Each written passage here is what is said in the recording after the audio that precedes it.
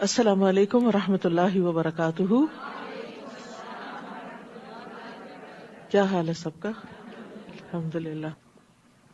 نحمده ونصلی علی رسولہ الکریم. اما بعد فاعوذ باللہ من الشیطان الرجیم. بسم اللہ الرحمن الرحیم. رب اشرح لی صدری ویسر لی امری واحلل عقدۃ من لسانی یفقہوا قولی. علم کے بغیر عمل بعض اوقات گمراہی تک لے جاتا ہے، کیونکہ جب انسان کو راستے کا علم ہی نہ ہو اور انسان گھر سے نکل پڑے تو کیا منزل تک پہنچ جائے گا؟ منزل تک پہنچنے کے لیے راستے کا علم ہونا بہت ضروری ہوتا ہے. جنت تک پہنچنے کے لیے جنت تک پہنچنے کے راستے کا علم ہونا بہت ضروری ہے، اور اگر انسان اس راستے پر چلے نہ تو وہاں تک کیسے پہنچے گا؟ تو جنت کا راستہ کیا ہے؟ علم حاصل کرنا. مثلاً ایک شخص عبادت کرتا ہے اور اپنے آپ کو خوب تھکاتا ہے عبادت میں، لیکن وہ بغیر علم کے ایسے طریقوں سے عبادت کر رہا ہے جو اللہ تعالیٰ کو مطلوب ہی نہیں، تو اس کا وہ تھکنا اس کو فائدہ ہی نہیں دے گا. تو شیطان کی چالوں میں سے ایک بڑی اہم چال یہ ہے کہ وہ لوگوں کو علم حاصل کرنے سے روکتا ہے مختلف طریقوں سے. علامہ ابن الجوزی کہتے ہیں، جان لو کہ ابلیس کا لوگوں پر سب سے پہلا دھوکہ یہ ہے کہ وہ ان کو علم سے روکتا ہے، کیونکہ علم نور ہے. پھر جب وہ ان کے علم کے چراغوں کو بجھا دیتا ہے تو وہ ان کو اندھیروں میں جیسے چاہے ٹھوکریں لگواتا ہے. یعنی جب انسان کے پاس علم ہی نہیں ہوتا تو پھر انسان اندھیروں میں ٹھوکریں کھاتا رہتا ہے. ابن حبیرہ رحمۃ اللہ علیہ کہتے ہیں، شیطان کی چالوں میں سے یہ ہے کہ وہ اللہ کے بندوں کو قرآن کے غور و فکر اور تدبر سے نفرت دلاتا ہے. یعنی شیطان قرآن پڑھنے کا پھر چھوڑ دے گا کہ پڑھ لیں، یا یہ ہے کہ یاد کر لیں، لیکن قرآن کے غور و فکر اور تدبر سے نفرت دلاتا ہے. تو قرآن کے اندر گہری سمجھ بوجھ جو ہے اس سے روکنا شیطان کا کام ہے، کیونکہ وہ جانتا ہے کہ غور و فکر کی صورت میں اسے ہدایت حاصل ہو جائے گی، اور اگر ہدایت مل گئی، اس کو رستہ مل گیا اس کو، تو پھر یہ میرے انجام تک تو پہنچے گا نہیں. 26واں پارہ. اعوذ باللہ من الشیطان الرجیم. بسم اللہ الرحمن الرحیم. حامیم. تنزیل الکتاب من اللہ العزیز الحکیم. ما خلقنا السماوات والأرض وما بينهما إلا بالحق وأجل مسمى والذين كفروا عما أنذروا معرضون. سورۃ الاحقاف. شروع کرتی ہوں اللہ کے نام سے جو بے انتہا مہربان نہایت رحم فرمانے والا ہے. حامیم. یہ کتاب اللہ غالب حکمت والے کی طرف سے نازل کی گئی ہے. ہم نے آسمانوں، زمین اور جو کچھ ان کے درمیان موجود ہے سب چیزوں کو حقیقی مصلحت کی بنا پر اور ایک مقررہ مدت تک کے لیے پیدا کیا ہے، اور جو کافر ہیں وہ اس چیز سے اعراض کر جاتے ہیں جس سے انہیں ڈرایا جاتا ہے. تو سورت کے آغاز میں اللہ سبحانہ وتعالی اپنی کتاب عزیز کی ثنا اور تعظیم بیان کرتے ہیں، اور اس بارے میں بندوں کے لیے اللہ تعالیٰ کا ارشاد کیا ہے کہ وہ اس کتاب سے روشنی حاصل کریں، رہنمائی حاصل کریں، اس کی آیات میں تدبر کریں، اس کے خزانوں تک پہنچیں. تو جب اللہ تعالیٰ نے اس کتاب کو نازل کرنے کے بارے میں فرمایا تو اس کے ساتھ ہی آسمانوں اور زمین کی تخلیق کا ذکر بھی کیا. تو بات یہ ہے کہ جس نے آسمان و زمین بنائے اسی نے یہ کتاب اتاری، اور اس نے یہ اس لیے اتاری تاکہ انسان اس زمین اور آسمان کے بارے میں صحیح نقطہ نظر قائم کرے، ان سے صحیح فائدے اٹھائے، اور پھر الٹیمیٹلی جس رب نے ان کو پیدا کیا ہے اس کو یاد رکھے اور اس کی عبادت کرے، اور اس بات پر پورا یقین رکھے کہ اللہ کے سوا کوئی بھی عبادت کے لائق نہیں. تو اللہ سبحانہ وتعالیٰ نے ہی چونکہ آسمان و زمین کی ہر چیز کو انسانوں کے لیے مسخر کیا، پھر انسانوں کی طرف رسول بھیجے، کتابیں نازل کی، نیکی کا حکم دیا، برائی سے روکا، اور انہیں اس بات سے خبردار کیا کہ یہ دنیا رہنے کا گھر نہیں، یہ ایک گزرگاہ ہے، یہاں انہیں صرف اپنی آخرت کے لیے، آگے کے لیے، ہمیشہ کے ٹھکانے کے لیے تیاری کرنی ہے جہاں ان کی مستقل رہائش گاہ ہے، اور جو کچھ وہ دنیا میں کرتے ہیں اس کی جزا و سزا وہ پائیں گے۔ اور پھر ساتھ ہی یہ بتا دیا گیا کہ آسمان و زمین کی تخلیق جو ہے یہ بے مقصد نہیں ہے، یہ اللہ نے حق کے ساتھ پیدا کیا ہے اور ایک وقت مقرر تک کے لیے پیدا کیا ہے، ہمیشہ کے لیے نہیں۔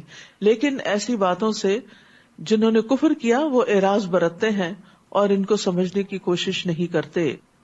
قل ارأيتم ما تدعون من دون الله ارونی ماذا خلقوا من الارض، آپ ان سے کہیے بھلا دیکھو اللہ کے سوا جنہیں تم پکارتے ہو، مجھے دکھاؤ تو صحیح کہ زمین کی کیا چیز انہوں نے پیدا کی ہے، یا آسمانوں کی تخلیق میں ان کا کچھ حصہ ہے۔ اگر تم سچے ہو تو اس سے پہلے کی کوئی کتاب الہی یا علمی روایت میرے پاس لاؤ کہ جس میں یہ سب لکھا ہوا ہو، یعنی کوئی دلیل دو مجھے۔ اور اس شخص سے بڑھ کر اور کون گمراہ ہوگا جو اللہ کو چھوڑ کر انہیں پکارتا ہے جو قیامت تک اسے جواب نہیں دے سکتے، جبکہ وہ ان کی پکار سے ہی بے خبر ہیں۔ وہ کون ہیں؟ ایک طرف تو مشرکین کے بنائے ہوئے بت ہیں کہ جن کو وہ پکارتے تھے یا جن سے وہ فریادیں کرتے یا جن کو وہ واسطہ اور ذریعہ بناتے، کہ وہ کچھ بھی نہیں سنتے، تو پھر یہ ان کے آگے جا کے نظر و نیاز کیوں رکھتے ہیں اور ان کے آگے جھکتے کیوں ہیں؟ کیونکہ اگر قیامت تک بھی یہ ان کو پکارتے رہیں تو وہ ان کی پکار کا جواب نہیں دیں گے۔ اسی طرح افسوس کے ساتھ یہ کہنا پڑتا ہے کہ مسلمانوں کے اندر بھی ایسے ٹرینڈز آ گئے، ایسے لوگوں کے ساتھ رہتے ہوئے کہ انہوں نے بھی اللہ کے سوا دوسروں کو اپنا حاجت روا سمجھ لیا کہ یہ ہماری مدد کریں گے، جس طرح بعض اوقات لوگ کہہ دیتے ہیں یا علی مدد۔ حضرت علی رضی اللہ تعالیٰ عنہ کا مقام یقیناً بہت بڑا ہے، لیکن وہ مدد کرنے کے لیے نہیں ہے، مدد تو صرف اللہ ہی کی طرف سے آتی ہے۔ وَمَن نَّصْرُ إِلَّا مِنْ عِنْدِ اللَّهِ، کہ مدد ساری بس اللہ ہی کرتا ہے، اللہ ہی جانب سے آتی ہے۔ لیکن لوگ عموماً ان باتوں کو بھول کر صرف لوگوں کی دیکھا دیکھی یا اپنے آباء و اجداد کی پیروی میں اس طرح کے کلمات ادا کرنے لگتے ہیں اور بعض اوقات سوچتے بھی نہیں، غور بھی نہیں کرتے۔ تو یہاں یہ واضح طور پہ بتا دیا گیا کہ جو اللہ کو چھوڑ کر کسی اور کو پکارے گا وہ قیامت تک اس کی پکار کا جواب نہیں دے سکتا، یعنی وہ اس کا کوئی کام کر نہیں سکتا۔ اور جو مر چکے ہیں، قبروں میں ہیں، وہ تو پکارنے والوں کی پکار سے بھی غافل ہیں، بے خبر ہیں۔ اور جب لوگ اکٹھے کیے جائیں گے تو وہ ان کے دشمن بن جائیں گے اور ان کی عبادت کا انکار کر دیں گے۔ قیامت کے دن وہ کہیں گے ہمیں نہیں پتا تھا کہ تم ہمیں پکارتے تھے، ہم تمہاری پکار سے غافل ہیں، بے خبر ہیں۔ اور جب ان پر ہماری واضح آیات پڑھی جاتی ہیں تو کافر اس حق کے بارے میں جو ان کے پاس آ چکا ہے کہتے ہیں کہ یہ تو صریح جادو ہے، یا یہ کہہ دیتے ہیں کہ یہ خود ہی سے بنا لایا ہے اس کو۔ آپ ان سے کہیے اگر میں نے خود بنا لیا ہے تو مجھے اللہ کی گرفت سے بچانے کی کچھ بھی وہ طاقت نہیں رکھتے۔ جن باتوں میں تم لگے ہوئے ہو اللہ انہیں خوب جانتا ہے، میرے اور تمہارے درمیان وہی گواہی دینے کے لیے کافی ہے، اور وہ بخش دینے والا اور رحم کرنے والا ہے۔ قل ما كنت بدعا من الرسل، آپ ان سے کہیے کہ میں کوئی نرالا رسول نہیں ہوں، میں یہ بھی نہیں جانتا کہ مجھ سے کیا سلوک کیا جائے گا اور تم سے کیا، میں تو اسی چیز کی پیروی کرتا ہوں جو میری طرف وحی کی جاتی ہے، اور میں تو محض ایک واضح طور پر ڈرانے والا ہوں۔ تو انسان کے انجام کی خبر اللہ کے سوا کسی کو بھی نہیں۔ یہاں آپ دیکھیے کس سے کہلوایا جا رہا ہے، رسول اللہ صلی اللہ علیہ وسلم سے کہلوایا جا رہا ہے کہ آپ ان کو بتا دیجئے، قل، آپ کہہ دیجئے کہ نمبر ایک میں کوئی نرالا رسول نہیں، پہلے بھی رسول آتے رہے ہیں، میں بھی اسی کی ایک کڑی ہوں، اور دوسری بات یہ میں نہیں جانتا کہ مجھ سے کیا سلوک کیا جائے گا اور تم سے کیا کیا جائے گا، میں تو اس چیز کی پیروی کرتا ہوں جو میری طرف وحی کی گئی، لہٰذا تمہیں بھی کیا کرنا چاہیے، اس وحی کی پیروی کرتے چلے جانا چاہیے، اس کی فکر کرنی چاہیے، اور میرا کام تو محض خبردار کرنا ہے۔ ام علا کہتی ہیں کہ جب انصار نے مہاجرین کی میزبانی کے لیے کرہ ڈالا تو عثمان بن مظعون ان کے حصے میں آئے۔ وہ کہتی ہیں کہ پھر عثمان بن مظعون بیمار پڑ گئے، میں نے ان کی خوب دیکھ بھال کی لیکن وہ فوت ہو گئے، ہم نے انہیں ان کے کپڑوں میں ہی رہنے دیا۔ اسی دوران نبی صلی اللہ علیہ وسلم تشریف لائے تو میں نے کہا اے ابو صاحب، یہ عثمان رضی اللہ عنہ کی کنیت تھی، تم پر اللہ کی رحمت ہو، میری تمہارے متعلق گواہی ہے کہ اللہ نے تمہیں اپنے ہاں عزت سے نوازا ہے۔ یہ سن کر نبی صلی اللہ علیہ وسلم نے فرمایا، تمہیں یہ کیسے معلوم ہوا کہ اللہ نے انہیں اپنے اکرام سے نوازا ہے؟ یعنی مرنے والے کے بارے میں کسی قسم کی کوئی ججمنٹ نہیں دینی چاہیے۔ کہتی ہیں میں نے کہا واقعی مجھے کوئی علم نہیں، لیکن اے اللہ کے رسول میرے ماں باپ آپ پہ قربان ہوں، اللہ اور کس کو نوازے گا؟ یعنی میرا گمان بہت اچھا ہے ان کے بارے میں، تو مجھے یہ یقین ہے کہ آگے بہت اچھی ان کی مہمانی ہوئی ہوگی۔ آپ نے فرمایا عثمان واقعی انتقال کر چکے ہیں، اللہ کی قسم میں ان کے لیے خیر کی امید رکھتا ہوں، لیکن اللہ کی قسم میں اپنے لیے بھی حتمی طور پر کچھ نہیں کہہ سکتا کہ میرے ساتھ کیا معاملہ ہوگا، حالانکہ میں اللہ کا رسول ہوں۔ ام علا کہتی ہیں کہ اللہ کی قسم اس کے بعد میں کسی کا بھی تزکیہ نہیں کروں گی، البتہ اس واقعے سے مجھے بہت رنج ہوا۔ پھر میں سو گئی تو میں نے خواب میں دیکھا کہ عثمان بن مظعون کے لیے ایک بہتا ہوا چشمہ ہے۔ میں رسول اللہ صلی اللہ علیہ وسلم کے پاس آئی اور آپ سے اپنا خواب بیان کیا تو آپ نے فرمایا یہ ان کا عمل تھا جو اب تک جاری ہے، یعنی صدقہ جاریہ۔ تو ٹھیک ہے، خواب میں اللہ تعالیٰ خوشخبریاں دیتے ہیں، بعض اوقات مرنے والوں کا حال بتا دیتے ہیں، لیکن پھر بھی ہم حتمی طور پہ کچھ نہیں کہہ سکتے کہ اصل حقیقت کیا ہے۔ اس لیے قسم کھا کے اور یقینی طور پہ کہنا فلاں جنتی ہے، فلاں ایسا ہے، فلاں ایسا، یہ ہمارے اختیار میں نہیں، یہ اللہ کے فیصلے کو اپنے ہاتھ میں لینے کی بات ہے، تو اس سے بچنا چاہیے۔ بس دعا کرنی چاہیے، اچھا گمان رکھنا چاہیے، اچھی امید رکھنی چاہیے، ٹھیک ہے نا؟ دعا، گمان اور امید، لیکن کوئی ججمنٹ نہیں پاس کر سکتے، کوئی فیصلہ نہیں دے سکتے۔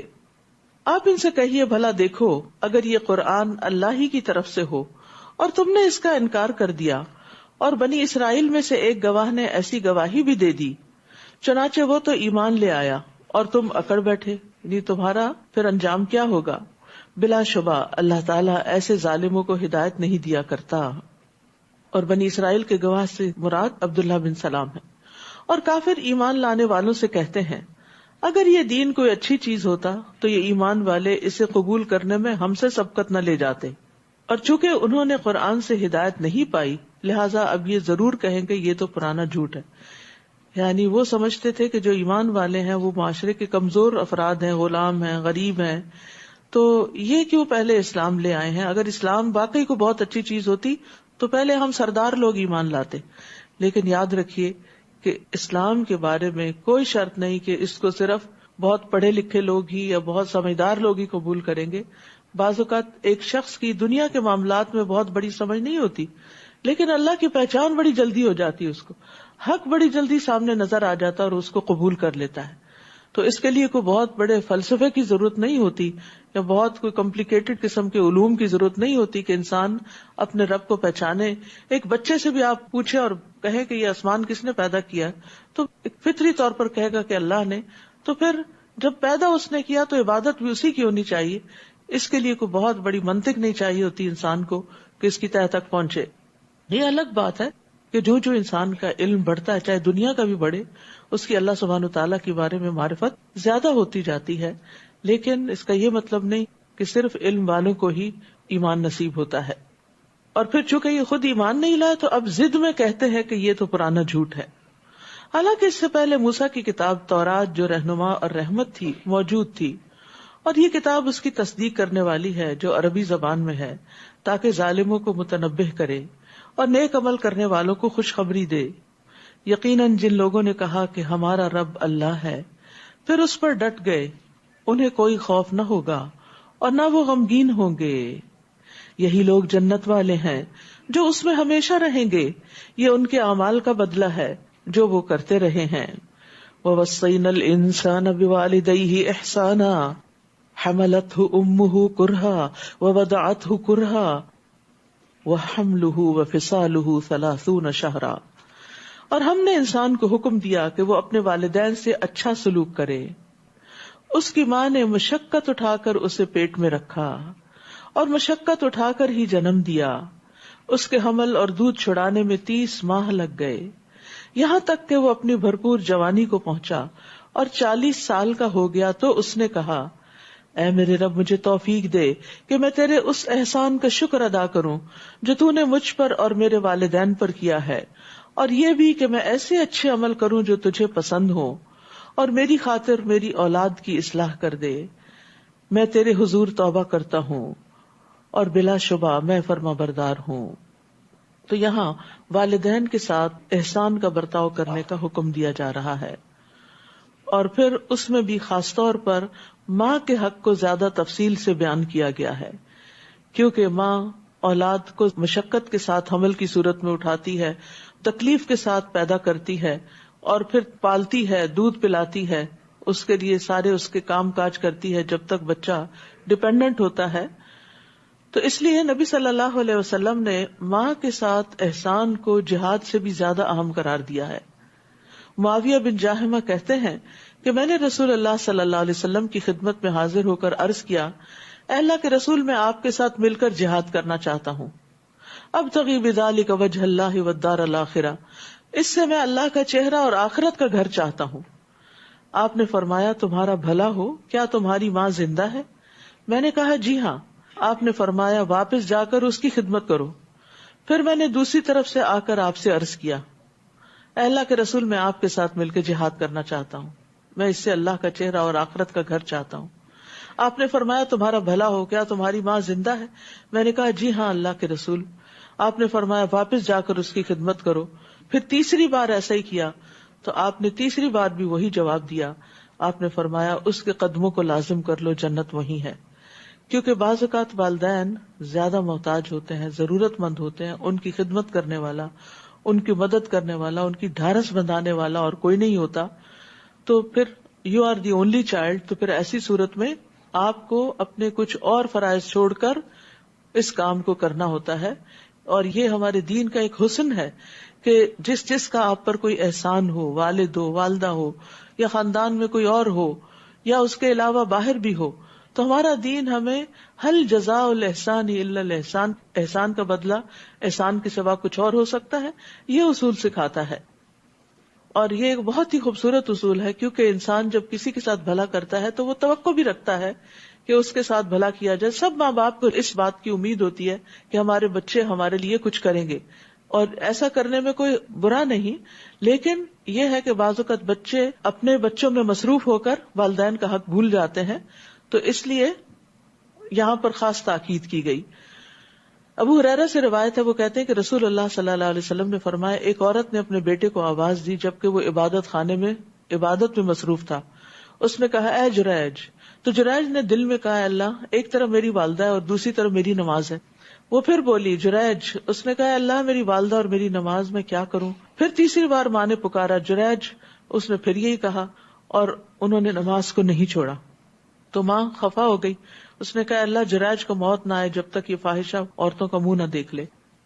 چنانچہ اس کے عبادت خانے کے پاس ایک بکریاں چرانے والی عورت ٹھہرا کرتی تھی، تو اس نے ایک بچے کو جنم دے دیا. تو اس سے پوچھا گیا کہ یہ کس کا ہے؟ تو کہنے لگی یہ جریج کا ہے، یعنی جریج پر تہمت لگا دی. تو یہ الزام سن کر وہ اپنے عبادت خانے سے نیچے اترا اور کہنے لگا، وہ عورت کہاں ہے جو دعویٰ کرتی ہے کہ یہ بچہ مجھ سے ہے؟ جریج نے بچے کو مخاطب کر کے کہا، اے شیر خار، یعنی اے دودھ پینے والے بچے، بتا تیرا باپ کون ہے؟ اس نے کہا، میرا باپ بکریاں چرانے والا ہے. تو بہرحال کیونکہ وہ عبادت گزار شخص تھا، اللہ سبحانہ تعالیٰ نے اس سے الزام کو دفع کر دیا، لیکن ماں کی بد دعا بھی اس کے حق میں قبول ہو گئی. تو بعض اوقات ایسا ہوتا ہے کہ ماں کو کسی شدید مدد کی ضرورت ہوتی ہے، تو ایسے میں انسان کسی نیک کام میں لگا ہوتا ہے. وہ نماز پڑھ رہے تھے، اور ہم میں سے اکثر لوگ اس ڈائلیما کا شکار ہو جاتے ہیں نا، یہ بھی نیک کام ہے، یہ بھی نیک کام ہے، اس وقت کیا کروں؟ تو سمجھداری کا تقاضا یہ ہے کہ کون سا کام ڈیلے کیا جا سکتا ہے اور کون سا کام ہے جو آپ کو اسی وقت ہی کرنا ہے. تو ظاہر ہے کہ ماں نے کسی کام سے ہی بلایا ہوگا اور وہ ضروری کام ہوگا، تو اس وقت ماں کا حق زیادہ تھا. حالانکہ اللہ سبحانہ تعالیٰ کے حق کے بعد والدین کا حق ہوتا ہے، لیکن کبھی کبھار انسان اگر نفلی عبادت کر رہا ہے تو ایسی صورت میں والدین کی خدمت جو ہے وہ فرض ہو جاتی ہے. تو جب بھی نفل اور فرض کے درمیان آپ کو ڈیسیژن لینا پڑے تو فرض کی طرف جائیے. اسی طرح ماں کے ساتھ نیکی جو ہے کبیرہ گناہ معاف کرنے کا باعث بنتی ہے. ایک شخص نے کہا کہ میں نے ایک عورت کو نکاح کا پیغام دیا لیکن اس نے انکار کر دیا. ایک دوسرے آدمی نے پیغام نکاح دیا تو اس نے اس مرد کو پسند کر لیا. تو مجھے بڑی غیرت آئی، میں نے عورت کو قتل کر دیا. تو کیا میرے لیے کوئی توبہ ہے؟ تو ابن عباس نے کہا، کیا تمہاری ماں زندہ ہے؟ اس نے کہا نہیں. انہوں نے کہا، جاؤ اللہ سے توبہ کرو، جس قدر ممکن ہو اس کا تقرب حاصل کرو، یعنی ایسے اعمال کرو جس سے تمہیں اللہ کا قرب حاصل ہو. تو والدین کی خدمت بھی ان اعمال میں سے ہے جن سے اللہ کا قرب حاصل ہوتا ہے. اور انہوں نے کہا کہ اللہ عز و جل سے قریب تر کرنے والا کوئی دوسرا عمل نہیں ہو سکتا جتنا کہ ماں کے ساتھ نیک سلوک. پھر اسی طرح ابو بردہ سے روایت ہے کہ وہ ابن عمر کے پاس موجود تھے. ایک یمنی آدمی بیت اللہ کا طواف کر رہا تھا. اس نے اپنی ماں کو اپنی پشت کے پیچھے اٹھایا ہوا تھا, کندھے پہ اٹھایا ہوا تھا. کہہ رہا تھا میں اس کا مطیع اونٹ ہوں, اگر اس کی سواریاں خوف زدہ کر دی جائیں تو میں نہیں خوف زدہ ہوں گا. پھر اس آدمی نے کہا ابن عمر تمہارا کیا خیال ہے, میں نے اپنی ماں کا بدلہ چکا دیا؟ انہوں نے کہا اس کی ایک آہ کا بدلہ بھی نہیں چکایا. یعنی تم سمجھتے ہو کہ ماں کو کندھے پہ اٹھا کے حج کرانے سے تم نے فرض ادا کر دیا, حق پورا کر دیا. تو بہرحال بعض اوقات سرکمسٹانسز ایسے ہوتے ہیں کہ ہم باقاعدہ خدمت نہیں بھی کر سکتے تو ہم دعائیں ضرور کر سکتے ہیں. اور اگر آپ چاہتے ہیں کہ آپ کی اپنی دعائیں قبول ہوں تو اپنی دعاؤں کا آغاز والدین کے لیے دعا سے کیا کیجیے. رب ارحمہما کما ربیانی صغیرا. یعنی احسان کرنے کے 3 طریقے ہوتے ہیں. ایک تو یہ کہ جیسا کسی نے ہمارے ساتھ کیا ویسا کر دیں. دوسرا یہ کہ اگر ہم اس پوزیشن میں نہیں کہ وہ کر سکیں جو وہ کر رہا ہے, یعنی ماں نے پیدا کیا, جنم دیا, بچہ تو نہیں یہ کر سکتا, تو اس صورت میں کیا ہے کہ والدین کے لیے دعا کریں اور ان کی تعریف کریں. یعنی انہوں نے جو احسان کیے ہیں ان کو اکنالج کریں, اور یہ نہیں کہ صرف ان کے منہ پر, وہ تو خوشامد ہی ہو جاتی ہے نا. یعنی ان کی پیٹھ پیچھے جہاں کہیں ممکن ہو والدین کا اچھے الفاظ میں تذکرہ کریں. لیکن افسوس کہ عموماً یہ دیکھا گیا ہے کہ ماں باپ سے اگر کوئی غلطی ہوئی ہو یا ماں باپ سے کوئی کسی قسم کی زیادتی ہوئی ہو بچپن میں یا بڑے ہو کر, تو عموماً بچے وہ شکایتیں لے کر تو ہر جگہ مسئلے پوچھتے رہتے ہیں, لیکن کبھی والدین کے اچھے اخلاق یا اچھی تربیت یا احسان کا ذکر نہیں کرتے. تو اگرچہ ماں باپ نے کوئی زیادتی بھی کی ہو تو اس صورت میں بھی اس پہ صبر کرنا چاہیے اور ان کے لیے دعا کرتے رہنا چاہیے, ان کی ہدایت کی دعا کرنی چاہیے, ان کے لیے ایسے انتظامات کرنے چاہیے کہ وہ دین کی طرف آئیں. کیونکہ بعض اوقات والدین جو بڑھاپے کی عمر کو پہنچ جاتے ہیں, ڈیمنشیا جیسی بیماریاں ہو جاتی ہیں, تو ایسی صورت میں انسان کو انہیں عبادت کی طرف اور دین کی طرف لا کر ان پر احسان کیا جا سکتا ہے. پھر اسی طرح یہ ہے کہ یہاں 40 سال کی عمر تک پہنچ کر جو توبہ کی بات کی گئی ہے وہ قابل توجہ ہے. یعنی اس میں اس انسان کی رہنمائی کی جا رہی ہے جو 40 سال کا ہو جائے. تو آپ میں سے جو 40 سال کے ہو چکے ہوں غور سے توجہ سے بات کو سنیں, اور وہ یہ ہے کہ نئے سرے سے توبہ اور رجوع کرے. یعنی 40 سال سے عمر کا ایک نیا دور شروع ہو جاتا ہے, وہاں پھر وہ اور زیادہ اللہ کی طرف راغب ہو, اور پھر مصروفیات بھی انسان کی بڑھ جاتی ہیں, کیونکہ اس عمر میں انسان کے اپنے بچے بھی ہو جاتے ہیں اور ادھر سے والدین بھی بوڑھے ہو چکے ہوتے ہیں. ظاہر ہے جو بچہ خود 40 سال کا ہو گیا تو اس کے ماں باپ کی عمر 60 سے تو اوپر ہی ہوگی. پھر اسی طرح عورت کی بھی ذمہ داریاں گھر میں بہت بڑھ جاتی ہیں چھوٹے بچوں کی وجہ سے, باپ کی بھی کمائی کی وجہ سے بڑھ جاتی ہیں. تو پھر انسان کو اس وقت رب اوزعنی ان اشکر نعمتک التی انعمت علی وعلی والدی, خصوصاً والدین کے لیے دعا کرنے کی ضرورت ہے, کیونکہ انسان بہرحال اپنی شدید مصروفیات میں کہیں نہ کہیں ماں باپ کے حق کو کم کر بیٹھتا ہے. تو پھر والدین کے لیے دعا کرے اور پھر ان کے لیے احسان کے جو بھی طریقے ہو سکتے ہیں, ان پہ مال خرچ کرنا یا ان کی خدمت کرنا یا ان کو خوش کرنے والے کام کرنا, ان میں سے جو بھی انسان کر سکے. ایک کتاب ہے چھوٹی سی والدین ہماری جنت, اس میں کئی طریقے بتائے گئے ہیں. یا اگر دنیا میں ہے یا نہیں ہے ان کی طرف سے صدقہ کرنا. اور جب آپ اپنے لیے صدقہ کرتے ہیں نا تو نیت کر لیا کرے کہ یا اللہ یہ اپنے والدین کی طرف سے بھی اور اپنے فوت شدہ رشتہ داروں کی طرف سے, کہ اللہ سبحانہ تعالیٰ کے لیے تو کچھ بھی مشکل نہیں کہ اس کو ملٹی پلائی کر کے سب کو ہی اس کا اجر دے دے. تو اس سے آپ کی نیکی میں اور زیادہ اضافہ ہو جائے گا, کیونکہ والدین کے ساتھ نیکی جنت میں لے جانے کا باعث ہے. حضرت عائشہ کہتی ہے کہ رسول اللہ صلی اللہ علیہ وسلم نے فرمایا, میں نے خواب میں دیکھا, یعنی یہ رسول اللہ دیکھ رہے ہیں, کہ میں جنت میں داخل ہوا ہوں تو وہاں مجھے قاری کی تلاوت کی آواز سنائی دی. میں نے پوچھا یہ کون ہے؟ بتایا گیا یہ حارثہ بن نعمان ہے. آپ نے فرمایا یہی نیکی ہے, یہی نیکی ہے. اور حارثہ بن نعمان اپنی والدہ کے ساتھ بہت حسن سلوک کیا کرتے تھے. اور والدین بھی اگر نیک ہو کہ انعمت علیہ, مجھ پر تو نے انعام کیا کہ مجھے نیکی کی توفیق دی, وعلی والدیہ, اور میرے والدین کو نیکی کی توفیق تو نے دی. تو والدین کی نیکی سے اولاد بھی فائدہ اٹھاتی ہے, اور والدین کے اوپر جو انعامات ہوتے ہیں وہ سب سے پہلے اور سب سے زیادہ بچوں تک پہنچتے ہیں, اور خصوصاً دین کی نعمت. اور سورۃ الکہف میں بتا چکی ہے کان ابوہما صالحا, کہ ان بچوں کا والد جو تھا وہ نیک تھا. تو والدین کا علم رکھنا اور ان کا باعمل ہونا یہ ان کی اولاد کے نیک ہونے کے اسباب میں سے ایک سبب ہے، کلی نہیں، کیونکہ بہت سی مثالیں ایسے بھی ملتی ہیں کہ والدین نیک تھے لیکن بچے نیک نہیں ہوئے. لیکن عمومی طور پر، ایکسیپشنل کیسز تو ہر جگہ ہوتے ہیں، عمومی طور پر اگر والدین نیک ہوں، عبادت گزار ہوں، صدقہ خیرات کرنے والے ہوں، تو ان نیکیوں کے اثرات جو ہیں بچوں کو بھی آتے ہیں. یہی لوگ ہیں جن کے بہترین اعمال کو ہم قبول کرتے ہیں. ایسی شخصیات جن کا یہ طریقہ زندگی ہے، ان کے نیک عمل قبول ہو جاتے ہیں اور ان کی برائیوں سے درگزر کر جاتے ہیں. یہ اہل جنت میں شامل ہیں. وعدہ سچا ہے جو ان سے کیا جاتا تھا، یعنی اللہ کا وعدہ. اور جس شخص نے اپنے والدین سے کہا تف ہو تم پر، تم مجھے اس بات سے ڈراتے ہو کہ میں زندہ کر کے زمین سے نکالا جاؤں گا، حالانکہ مجھ سے پہلے بہت سی نسلیں گزر چکی اور ان میں سے کوئی بھی اب تک جی کے نہیں اٹھا. اور وہ دونوں اللہ سے فریاد کرتے ہوئے اس سے کہتے ہیں تجھے ہلاکت ہو، ایمان لے آؤ کیونکہ اللہ کا وعدہ سچا ہے. تو وہ کہتا ہے یہ تو بس پہلے لوگوں کی داستانیں ہیں. یعنی کچھ نیک ماں باپ کے بچے ایسے بھی ہوتے ہیں کہ وہ خود نیک ہوتے ہیں، دین پر ہوتے ہیں، اور بچوں کو بھی ایمان لانے کے لیے کہتے ہیں، لیکن وہ ماحول کے اثرات کی وجہ سے اللہ پر ایمان اور آخرت پر ایمان سے بہت دور نکل جاتے ہیں. فرمایا یہی وہ لوگ ہیں جن پر جنوں اور انسانوں کی ان سے پہلے کی جماعتوں سمیت اللہ کا عذاب کا قول صادق آتا ہے. بلا شبہ یہی لوگ خسارہ اٹھانے والے ہیں. وَلِكُلٍّ دَرَجَاتٌ مِّمَّا عَمِلُوا وَلِيُوَفِّيَهُمْ أَعْمَالَهُمْ وَهُمْ لَا يُظْلَمُونَ. ان دونوں قسموں کے لوگوں میں سے ہر ایک کے ان کے اعمال کے لحاظ سے درجے ہوں گے تاکہ اللہ ان کے اعمال کا پورا پورا بدلہ دے دے اور ان پر ظلم نہیں کیا جائے گا. یعنی جنت کے 100 درجے ہیں اور ہر ایک کا درجہ الگ ہوگا. اور درجہ کس کے مطابق بنے گا؟ عمل کے مطابق. اور جس دن کافر دوزخ پر پیش کیے جائیں گے تو انہیں کہا جائے گا تم دنیا کی زندگی میں پاکیزہ چیزوں سے اپنا حصہ لے چکے، دنیا میں تم مزے کر کے آ چکے ہو اور ان سے مزے اڑا چکے، آج تمہیں ذلت کا عذاب دیا جائے گا. یہ ان باتوں کا بدلہ ہے جو تم زمین میں ناحق تکبر کرتے تھے اور نافرمانی کرتے تھے. صحابہ کرام جو تھے نیکیوں کا دنیا میں بدلہ ملنے پر بڑا ڈرا کرتے تھے. عبد الرحمن بن عوف کے پاس کھانا لایا گیا، وہ روزے سے تھے، تو انہوں نے کہا مصعب بن عمیر شہید کیے گئے، وہ مجھ سے بہتر تھے. انہیں جس چادر کا کفن دیا گیا اس سے ان کا سر چھپاتے تو پاؤں کھل جاتے، پاؤں چھپاتے تو سر کھل جاتا. پھر ہمارے لیے دنیا کشادہ کر دی گئی، ہمیں تو یہ ڈر ہے کہ کہیں ہماری نیکیوں کا بدلہ ہمیں دنیا میں نہ دے دیا جائے.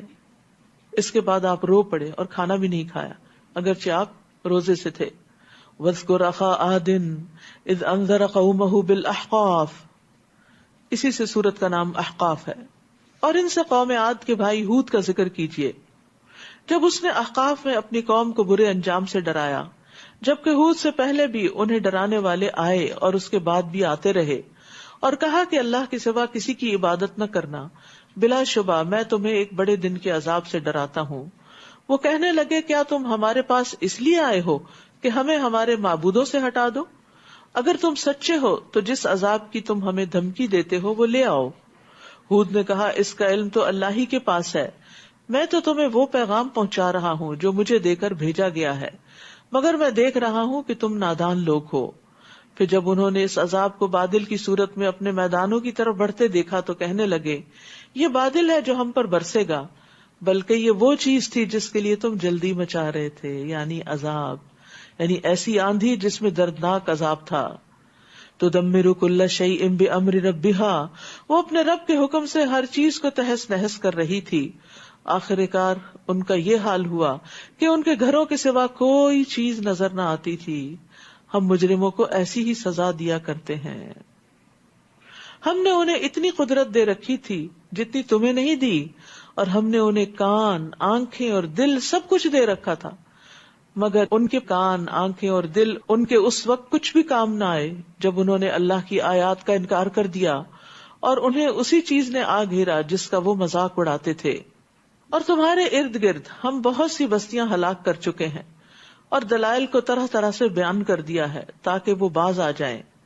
پھر ان ہستیوں نے ان کی مدد کیوں نہ کی جنہیں ان لوگوں نے اللہ کے سوا تقرب اللہ کا ذریعہ سمجھ کر الہ بنا رکھا تھا، بلکہ وہ ان سے گم ہو جائیں گی، اور یہ ان کا جھوٹ تھا جو وہ باندھتے تھے.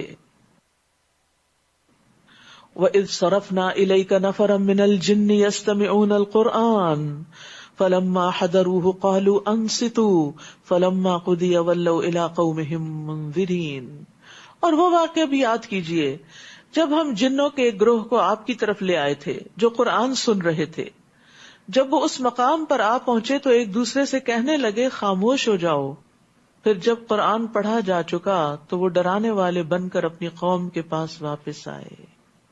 کیسی نیک روحیں تھی کہ بہت بڑی تعلیم اور تربیت کے بغیر ہی جو ہی قرآن سے پہلا انٹریکشن ہوا قرآن کا ادب کیا اور قرآن سننے کا مطلب بھی سمجھ گئے کہ یہ کیوں پڑھا جاتا ہے، سنا جاتا ہے. تو پہلا کام انہوں نے کیا کیا، جب وہ پہنچے جہاں قرآن پڑھا جا رہا تھا تو انہوں نے کہا کہ قرآن کو غور سے سنو، خاموش رہو، خاموش رہو. افسوس کے ساتھ کہنا پڑتا ہے کہ بعض اوقات تراویح ہو رہی ہوتی اور امام صاحب اپنی پوری قوت سے پڑھا رہے ہوتے اور پیچھے سے لوگ باتیں کیے چلے جا رہے ہوتے. اس قدر افسوس ہوتا ہے، اس قدر افسوس، کیونکہ اس سے امام کے بھی بھولنے کا اندیشہ ہوتا ہے اور دوسرا مقتدیوں کی کنسنٹریشن ہی نہیں ہوتی. اگر آپ کو مسجد جا کر نماز نہیں پڑھنی تو پھر آپ وہاں گئے کیوں ہیں؟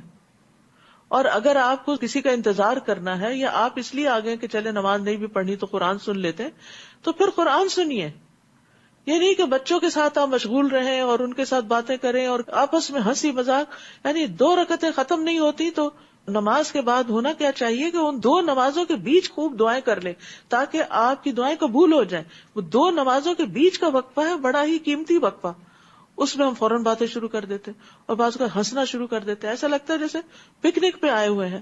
تو مسجد کا بھی احترام ہوتا ہے، قرآن کا احترام ہوتا ہے، نماز کا احترام ہوتا ہے. اگر ضروری کو بات کرنی پڑے تو وسپر کر لیں. بعض اوقات کوئی ضروری چیز آ ہی جاتی ہے ذہن میں اور وہ ضروری ہوتی ہے اس وقت کرنی، لیکن اپنی آوازیں بلند کر دینا، امام کی آواز سے ایک عجب ماحول کریٹ کر دینا، یہ مسجد کے قرآن کے آداب کے خلاف ہے. اور اسی وجہ سے پھر قرآن ہمارے دلوں میں بھی نہیں اترتا اور ہم پر اثر بھی نہیں کرتا، اور جب اندر نہیں اترتا تو پھر دینے کے قابل بھی نہیں ہوتے.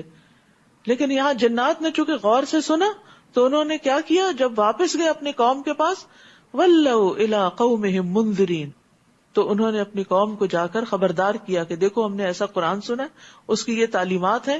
اور یہ بالکل وہی میسج ہے جو سورۃ التوبہ میں ہے، لِيَتَفَقَّهُوا فِي الدِّينِ وَلِيُنذِرُوا قَوْمَهُمْ إِذَا رَجَعُوا إِلَيْهِمْ لَعَلَّهُمْ يَحْذَرُونَ. مسلمانوں کی ہر جماعت میں سے کچھ لوگ نکل کے آنے چاہیے تاکہ وہ لوگ دین کی سمجھ بوجھ پیدا کریں اور واپس جا کر اپنے لوگوں کو خبردار کریں. ایک اور بات جو یہاں سے پتہ چلتی ہے وہ یہ کہ جنوں میں داعی تو آئے ہیں اللہ کی طرف دعوت دینے والے، لیکن پیغمبروں کا نہیں پتہ چلتا کہ کوئی رسول بھی ان کے اندر ہو. جو رسول انسانوں کی طرف آئے وہی جنات کی طرف بھی تھے. اور نبی صلی اللہ علیہ وسلم کو جنوں کو بطور خاص قرآن سنانے کا حکم بھی دیا گیا تھا. آپ صلی اللہ علیہ وسلم فرماتے ہیں مجھے حکم دیا گیا کہ میں جنوں کو قرآن پڑھ کر سناؤں. آپ نے پوچھا تم میں سے کون میرے پیچھے آئے گا، تو لوگوں نے سر جھکا لیا، شاید سب ڈر گئے کہ جنوں کے پاس کیسے جائیں. تو آپ نے 3 بار یہی بات کہی تو لوگ اٹھنے کو تیار نہیں ہوئے. تو ایک آدمی نے کہا اللہ کے رسول بے شک آپ پہل کرنے والے ہیں، یعنی آپ چلیے. تو پھر عبداللہ بن مسعود ان کے ساتھ گئے. تو پھر وہ ایک پہاڑ کی گھاٹی میں داخل ہوئے جس کو شعب الحجون کہا جاتا ہے. تو آپ صلی اللہ علیہ وسلم نے حضرت عبداللہ بن مسعود کے آس پاس ایک حلقہ یعنی کہ خیالی حلقہ کھینچ دیا، دائرہ کھینچا اور آپ کو کہا کہ آپ اس دائرے سے باہر نہ نکلیں. تو عبداللہ بن مسعود کہتے ہیں وہ جنات میرے اوپر اترنے لگے اور مجھے گدھوں کی مانند لشکر کی صورت میں کچھ چلتا ہوا دکھائی دیا.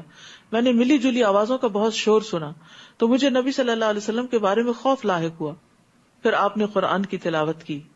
جب اللہ کے نبی واپس آئے میں نے کہا اللہ کے نبی وہ آوازوں کا شور کیسا تھا جو میں نے سنا؟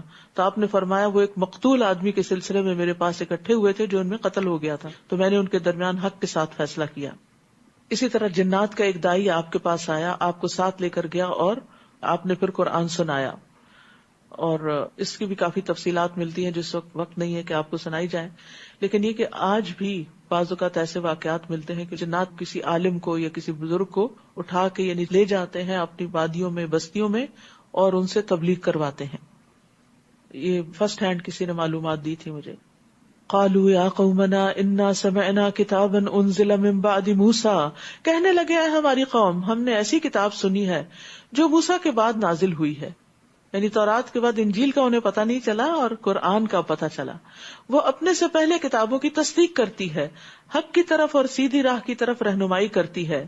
اے ہماری قوم، اللہ کی طرف بلانے والے کی بات مان لو اور اس پر ایمان لے آؤ، وہ تمہارے گناہ بخش دے گا اور تمہیں دردناک عذاب سے بچا لے گا. اور جو اللہ کی طرف بلانے والے کی بات نہ مانے تو وہ اسے زمین میں بھاگ کر اسے عاجز نہیں کر سکتا، اور نہ ہی اس کے بغیر اس کا کوئی حامی ہوگا جو اسے اللہ کے عذاب سے بچا لے. یہی لوگ صریح گمراہی میں ہیں. کیا انہوں نے دیکھا نہیں کہ اللہ ہی ہے جس نے آسمانوں اور زمین کو پیدا کیا اور انہیں پیدا کر کے تھک نہیں گیا؟ وہ اس بات پر قادر ہے کہ مردوں کو زندہ کر دے. کیوں نہیں، وہ تو ہر چیز پہ قادر ہے. اور جس دن کافر دوزخ پر پیش کیے جائیں گے تو ان سے پوچھا جائے گا، کیا یہ جہنم حق نہیں؟ وہ کہیں گے، کیوں نہیں، ہمارے رب کی قسم یہ حق ہے. اللہ تعالیٰ فرمائے گا، تو اب عذاب کا مزہ چکھو، یہ اس چیز کا بدلہ ہے جو تم کفر کیا کرتے تھے. فاصبر کما صبر اولو العزم من الرسل، بس آپ صبر کیجئے جیسے اولو العزم پیغمبر صبر کرتے رہے، اور ان کے بارے میں جلدی نہ کیجئے. جس دن یہ لوگ وہ چیز دیکھ لیں گے جس سے انہیں ڈرایا جاتا ہے تو وہ یوں سمجھیں گے جیسے دنیا میں بس دن کی ایک گھڑی ہی ٹھہرے تھے. بات پہنچا دی گئی ہے، تو اب کیا نافرمان لوگوں کے علاوہ کوئی اور ہلاک ہوگا؟ سورۃ محمد. بسم اللہ الرحمن الرحیم.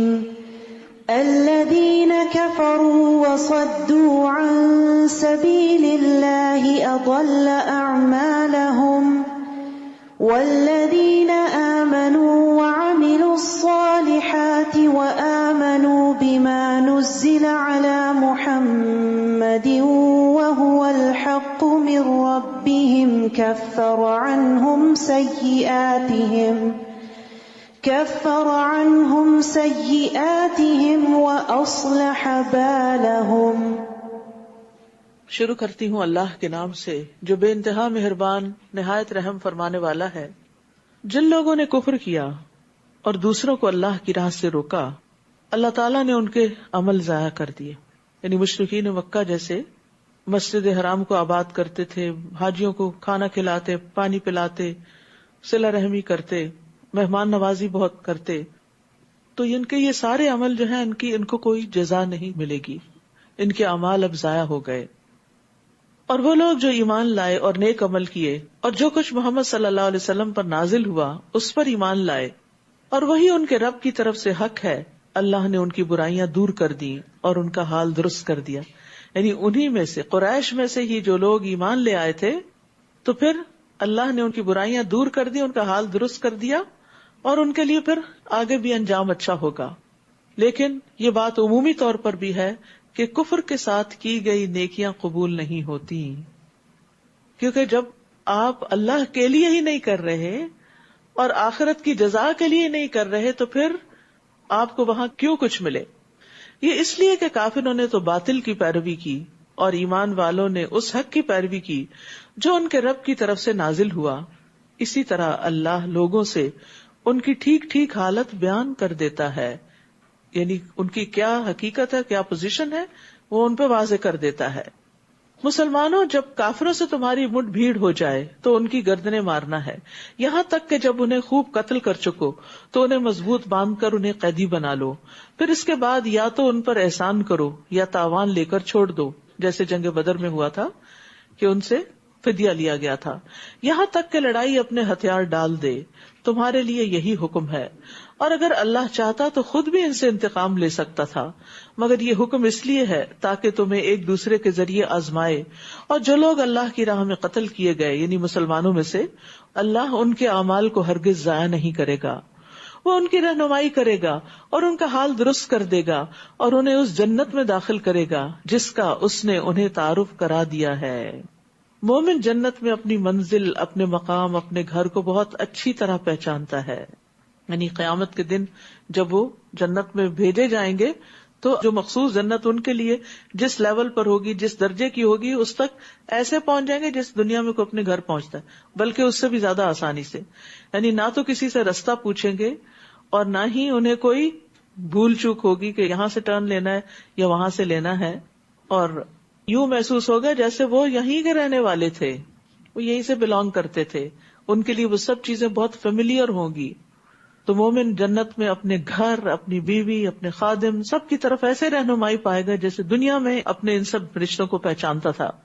رسول اللہ صلی اللہ علیہ وسلم نے فرمایا، اس ذات کی قسم جس کے ہاتھ میں محمد کی جان ہے، ان میں سے ہر شخص اپنے جنت کے گھر کو اپنے دنیا کے گھر سے بھی بہتر طور پر پہچانے گا.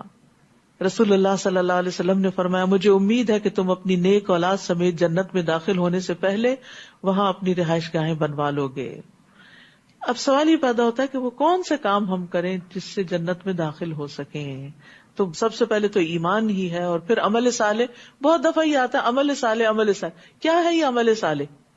سب سے پہلی چیز اس میں نماز آتی ہے، نماز. لیکن افسوس یہ کہ ہم فرض نماز بھی پتہ نہیں کس مشکل سے پڑھتے، اور سنت تو ایسے چھوڑتے ہیں جیسے وہ ایگزسٹ ہی نہیں کرتی.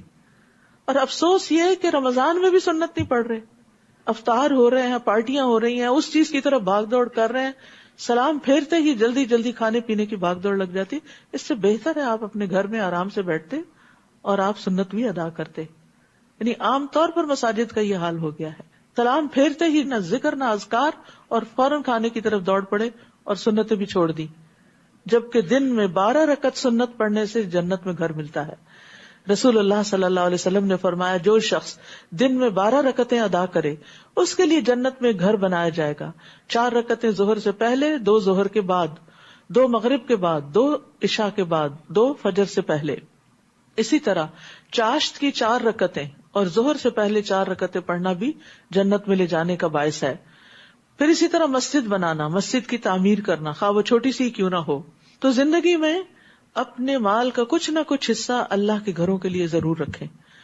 بعض اوقات تعمیر کرنا ہوتا ہے، بعض اوقات ان کو چلانے کے لیے ان کے جو روزمرہ کے اخراجات ہوتے ہیں، مثلاً بجلی کا خرچ ہے، پانی کا ہے، ہیٹنگ کا ہے، ان سب چیزوں کے اخراجات کہاں سے چلتے ہیں؟ یہ مسلمانوں کے دیے ہوئے صدقات ہی ہوتے ہیں جو اللہ کی راہ میں وہ دیتے ہیں، جس سے یہ مسجدیں آباد ہوتی ہیں. تو اس لیے اگر تعمیر میں چاہے ایک اینٹ لگوا دیں کہیں بھی، اس کا بھی اہتمام کریں، لیکن جب وہ اینٹ لگ جائے، مسجد بن جائے، مسجد کھڑی ہو جائے تو اس کو آباد کریں. یہ بھی عمل صالح میں سے بہت بڑا عمل ہے. نماز پڑھنے کے لیے آئیں، اس کی آبادی بڑھانے کے لیے آئیں، اور پھر اس کو صاف ستھرا رکھیں، اس کو خوبصورت بنائیں، اس کو نماز پڑھنے والوں کے لیے تیار رکھیں. پھر اسی طرح سورۃ اخلاص پڑھنا، ذکر اذکار کرنا، اللہ کی خاطر کسی سے ملاقات کرنا، یعنی کسی احسان کا بدلہ چکانے کے لیے نہیں، کسی لالچ میں نہیں. رسول اللہ صلی اللہ علیہ وسلم نے فرمایا، جو اللہ کے لیے کسی بیمار کی عیادت یا اپنے دینی بھائی سے ملاقات کرنے جاتا ہے تو آسمان سے ایک پکارنے والا اعلان کرتا ہے، تم بھی پاک ہوئے اور تمہارا چلنا بھی پاک ہے، تم نے جنت میں گھر بنا لیا. یعنی بیمار کی عادت اتنی بڑی نیکی ہے. پھر اس میں آپ دیکھیے کہ کتنے بیمار ہسپتالوں میں اور مسلمان بیمار ہسپتالوں میں ایسے ہیں جن کا کوئی والی وارث نہیں، کوئی رشتہ دار نہیں، کوئی دور پار کا نہیں.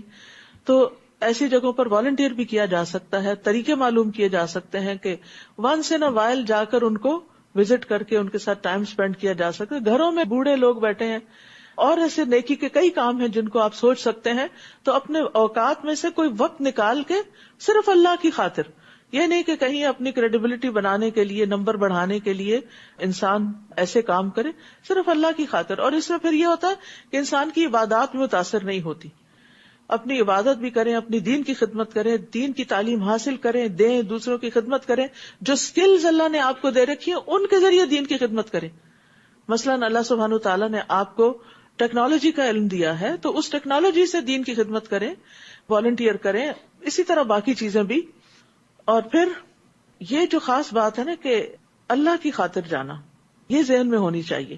کیونکہ بعض اوقات آپ کسی مریض کے پاس جاتے ہیں نا، وہ آپ کو الٹا سناتا ہے اور کڑوی کو سالی باتیں کرتا ہے، یاد آ گیا تمہیں، آ گئے تم، ابھی یاد آیا، وغیرہ وغیرہ. تو پھر انسان ڈرتا ہے اور کنارہ کشی کرتا ہے، نہیں بہتر ہے میں نہ ہی جاؤں، مجھے پھر وہی سننا پڑے گا. تو اس کے لیے اگر ایک دفعہ مینٹلی تیار ہو جائے نا، یہ تو سننا ہی ہے، سو واٹ، سننا ہی ہے نا، سن چھوڑوں گی، لیکن میں نے نیکی تھوڑی چھوڑنی ہے. تو اس طرح انسان کو حوصلہ پڑتا ہے کہ میں نے اللہ کے لیے جانا ہے. وہ چند باتیں بس ایک کان سے سن کے دوسرے سے نکال کے دل پہ نہ جمائی جائیں، کیونکہ وہ بےچارے کی حالت ایسی، اگر ہم بھی اللہ نہ کرے ایسی حالت میں تو پتہ نہیں ہم اس سے کئی ورس بھی نہ ہو. یعنی ہم دوسروں کے اوپر تو جلدی تنقید کر لیتے ہیں، جب اپنے باری آتی ہے کوئی ریئیکشن کی تو بعض اوقات ہمارے ریئیکشن سب سے زیادہ ورسٹ ہوتے ہیں. پھر اسی طرح صفوں کو پر کرنا جنت میں لے جانے کا باعث ہے. صفیں پر کرنا، اس میں ہم بہت کوتاہی کرتے ہیں، یہ دھیان نہیں رکھتے دائیں بائیں کیا ہو رہا ہے. رسول اللہ صلی اللہ علیہ وسلم نے فرمایا جو شگاف کو پر کرتا ہے اللہ اس کے لیے جنت میں گھر بناتا ہے اور اس کے ذریعے اس کا درجہ بلند کرتے ہیں. کیونکہ ہم عمل صالح کی بات کرتے رہتے ہیں نا، تو بعض اوقات ہم عمل صالح صرف حاجی عمرہ یا حرم جانے کو سمجھتے ہیں کہ وہ زیادہ عمل صالح ہے. لیکن اگر ہم صف میں کھڑے نماز پڑھ رہے ہیں کسی عام مسجد میں اور اس کا گیپ فل کر رہے ہیں تو شاید یہ عمل صالح نہیں. اگر آپ اللہ کی خاطر اس گیپ کو فل کرتے ہیں تو یہ بھی جنت میں لے جا سکتا ہے. پھر اسی طرح اللہ کی خاطر جھگڑا چھوڑ دینا، اپنے حق سے دستبردار ہو جانا. رسول اللہ صلی اللہ علیہ وسلم نے فرمایا میں ذمہ دار ہوں ایک محل کا جنت کی ایک جانب میں اس شخص کے لیے جو جھگڑا چھوڑ دے اگرچہ حق پر ہو، اور ایک محل کا جنت کے درمیان میں اس شخص کے لیے جو جھوٹ چھوڑ دے اگرچہ مذاق میں ہو، اور جنت کی اعلیٰ منزلوں میں ایک محل کا اس شخص کے لیے جو اپنے اخلاق کو عمدہ بنا لے. یا ایھا الذین آمنوا ان تنصروا اللہ ینصرکم ویثبت اقدامکم، اے لوگو اگر تم اللہ کے دین کی مدد کرو گے تو وہ تمہاری مدد کرے گا اور تمہیں ثابت قدم رکھے گا، یعنی دین پر جمع کر رکھے گا. یعنی اگر تم اپنی جان سے، مال سے، صلاحیتوں سے، اوقات سے اللہ کے دین کی خدمت کرو گے تو اللہ تعالیٰ تمہیں دین پر جمائے رکھے گا، پھر انشاءاللہ خاتمہ بخیر ہوگا. اور جن لوگوں نے کفر کیا ان کے لیے تباہی ہے اور وہ ان کے اعمال برباد کر دے گا. کفر کے ساتھ نیک اعمال قبول نہیں ہوتے. یہ اس لیے کہ جو کچھ اللہ نے نازل کیا تھا اسے انہوں نے ناگوار سمجھا، اللہ کی باتیں انہیں پسند نہ آئیں تو اللہ نے ان کے اعمال ضائع کر دیے. یاد رکھیے کفر صرف یہ نہیں ہوتا کہ میں اللہ کو نہیں مانتا، یہ بھی کفر میں آ جاتا ہے کہ مانتا تو ہوں لیکن یہ کیا ہے قرآن میں ایسا کیوں ہے اور ویسا کیوں ہے، یعنی ان احکامات کے ساتھ بغض رکھنا جو اللہ نے نازل کیے اور ان کو ناپسند کرنا، یہ بھی اعمال کے ضائع کرنے کا باعث بن جاتے ہیں. کیا وہ زمین میں چل پھر کر نہیں دیکھتے کہ جو لوگ ان سے پہلے گزر چکے ہیں ان کا کیا انجام ہوا؟ اللہ نے انہیں تہس نہس کر دیا اور کافروں کے لیے ایسی ہی سزائیں ہوتی ہیں. یہ اس لیے کہ ایمان لانے والوں کا تو حامی اللہ ہے اور کافروں کا کوئی بھی حامی نہیں. جو لوگ ایمان لائے اور نیک عمل کیے اللہ یقیناً انہیں ایسے باغوں میں داخل کرے گا جن میں نہریں بہ رہی ہیں، اور جو کافر ہیں وہ چند روزہ فائدے اٹھا لیں اور وہ اس طرح کھاتے ہیں جیسے چوپائے کھاتے ہیں اور ان کا ٹھکانہ دوزخ ہے.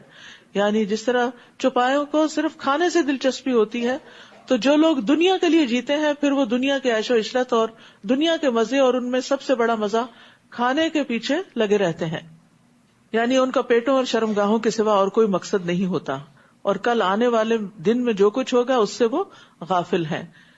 اور یہ بھی کہا گیا کہ مومن دنیا سے زیادہ راہ لیتا ہے، یعنی دنیا کی زندگی سے اپنی ضرورت کے تحت چیزیں استعمال کرتا ہے، اور منافق مزین ہوتا ہے، یعنی وہ اپنے آپ کو ہر وقت بیوٹیفائی کرنے اور ڈیکوریٹ کرنے کے پیچھے لگا رہتا ہے، اور کافر عیش کرتا ہے. یعنی ہر ایک کا درجہ ہے. اور یہ ایک حقیقت ہے کہ اگر آپ اللہ کا حق اور بندوں کا حق دینے والے ہو جائیں تو پھر اس کے بعد آپ کے پاس اتنا وقت نہیں بچتا کہ آپ اپنے آپ کو یا اپنے گھر کو یا ہر چیز کو صرف سجاتے ہی چلے جائیں. رسول اللہ صلی اللہ علیہ وسلم نے یہ بھی فرمایا مومن ایک آنت میں کھاتا ہے اور کافر 7 آنتوں میں کھاتا ہے، یعنی خود پیٹ بھر کے کھاتا اور پیتا ہے. اور زیادہ کھانے والے کا انجام اچھا نہیں. ایک شخص نے نبی صلی اللہ علیہ وسلم کے سامنے ڈکار لی. آپ نے فرمایا اپنی ڈکار کو ہم سے دور رکھو، کیونکہ دنیا میں زیادہ پیٹ بھر کے کھانے والے قیامت کے دن سب سے زیادہ بھوکے رہیں گے. تو اس لیے کھانا جب کھائیں تو تھوڑا بھوک رکھ کے کھائیں، اور خصوصاً رمضان میں افطار کے وقت احتیاط سے کھائیں تاکہ آپ کی تراویح اچھی ہو سکے. اور کتنی ہی بستیاں تھیں جو آپ کی اس بستی سے بڑھ کر طاقتور تھیں جن کے رہنے والوں نے آپ کو نکال دیا ہے. ہم نے انہیں ہلاک کیا تو ان کا کوئی بھی مددگار نہ ہوا. بھلا جو شخص اپنے رب کی طرف سے ایک واضح دلیل پر ہو اس شخص جیسا ہو سکتا ہے جس کے برے عمل اسے خوشنما بنا کر دکھائے جا رہے ہوں اور وہ اپنی خواہشات کی پیروی کر رہے ہوں. جس جنت کا پرہیزگاروں سے وعدہ کیا گیا ہے اس کی شان یہ ہے کہ اس میں پانی کی نہریں ہیں جو کبھی باسی نہ ہوگا. ٹھہرا ہوا پانی پرانا ہو جاتا ہے نا، تو جنت کی نہروں کا پانی پرانا نہیں ہوگا. اور دودھ کی نہریں ہیں جس کا مزہ کبھی نہیں بدلے گا، دودھ بھی تھوڑی دیر رکھ دے تو ذائقہ خراب ہو جاتا ہے. اور شراب کی نہریں ہیں جو پینے والوں کے لیے لذیذ ہوگی. اور کچھ نہریں صاف شہد کی ہوں گی، یعنی جن میں کوئی بھی میل کچیل نہیں ہوگا، مکھیوں کے پر اور ٹانگیں وغیرہ نہیں ہوگی. نیز ان کے لیے ہر طرح کے پھل ہوں گے اور ان کے رب کی طرف سے مغفرت ہوگی. ایسا شخص کیا ان لوگوں کی طرح ہو سکتا ہے جو ہمیشہ آگ میں رہنے والے ہوں؟ اللہ. اور انہیں پینے کو کھولتا ہوا پانی دیا جائے جو ان کی آنتیں کاٹ کے رکھ دے. اللہ ہم سب کو اس سے بچائے. اور ان میں سے کچھ ایسے ہیں یعنی منافقین جو آپ کی بات کان لگا کے سنتے ہیں، پھر جب تمہارے ہاں سے باہر جاتے ہیں تو ان لوگوں سے جنہیں علم دیا گیا پوچھتے ہیں کہ ابھی ابھی اس نبی نے کیا کہا تھا. یعنی مجلس میں بیٹھتے ہیں تو اس طرح سر ہلا ہلا کے بتاتے ہیں جیسے ہمیں سب سے زیادہ سمجھ آ رہا ہو، لیکن سمجھتے کچھ نہیں، دھیان کہیں اور لگا ہوا ہے، اور باہر جا کے پوچھتے ہیں آج بھلا اہم بات کون سی ہوئی تھی. یہی لوگ ہیں جن کے دلوں پر اللہ نے مہر لگا دی اور وہ اپنی خواہشوں کے پیچھے لگے ہوئے.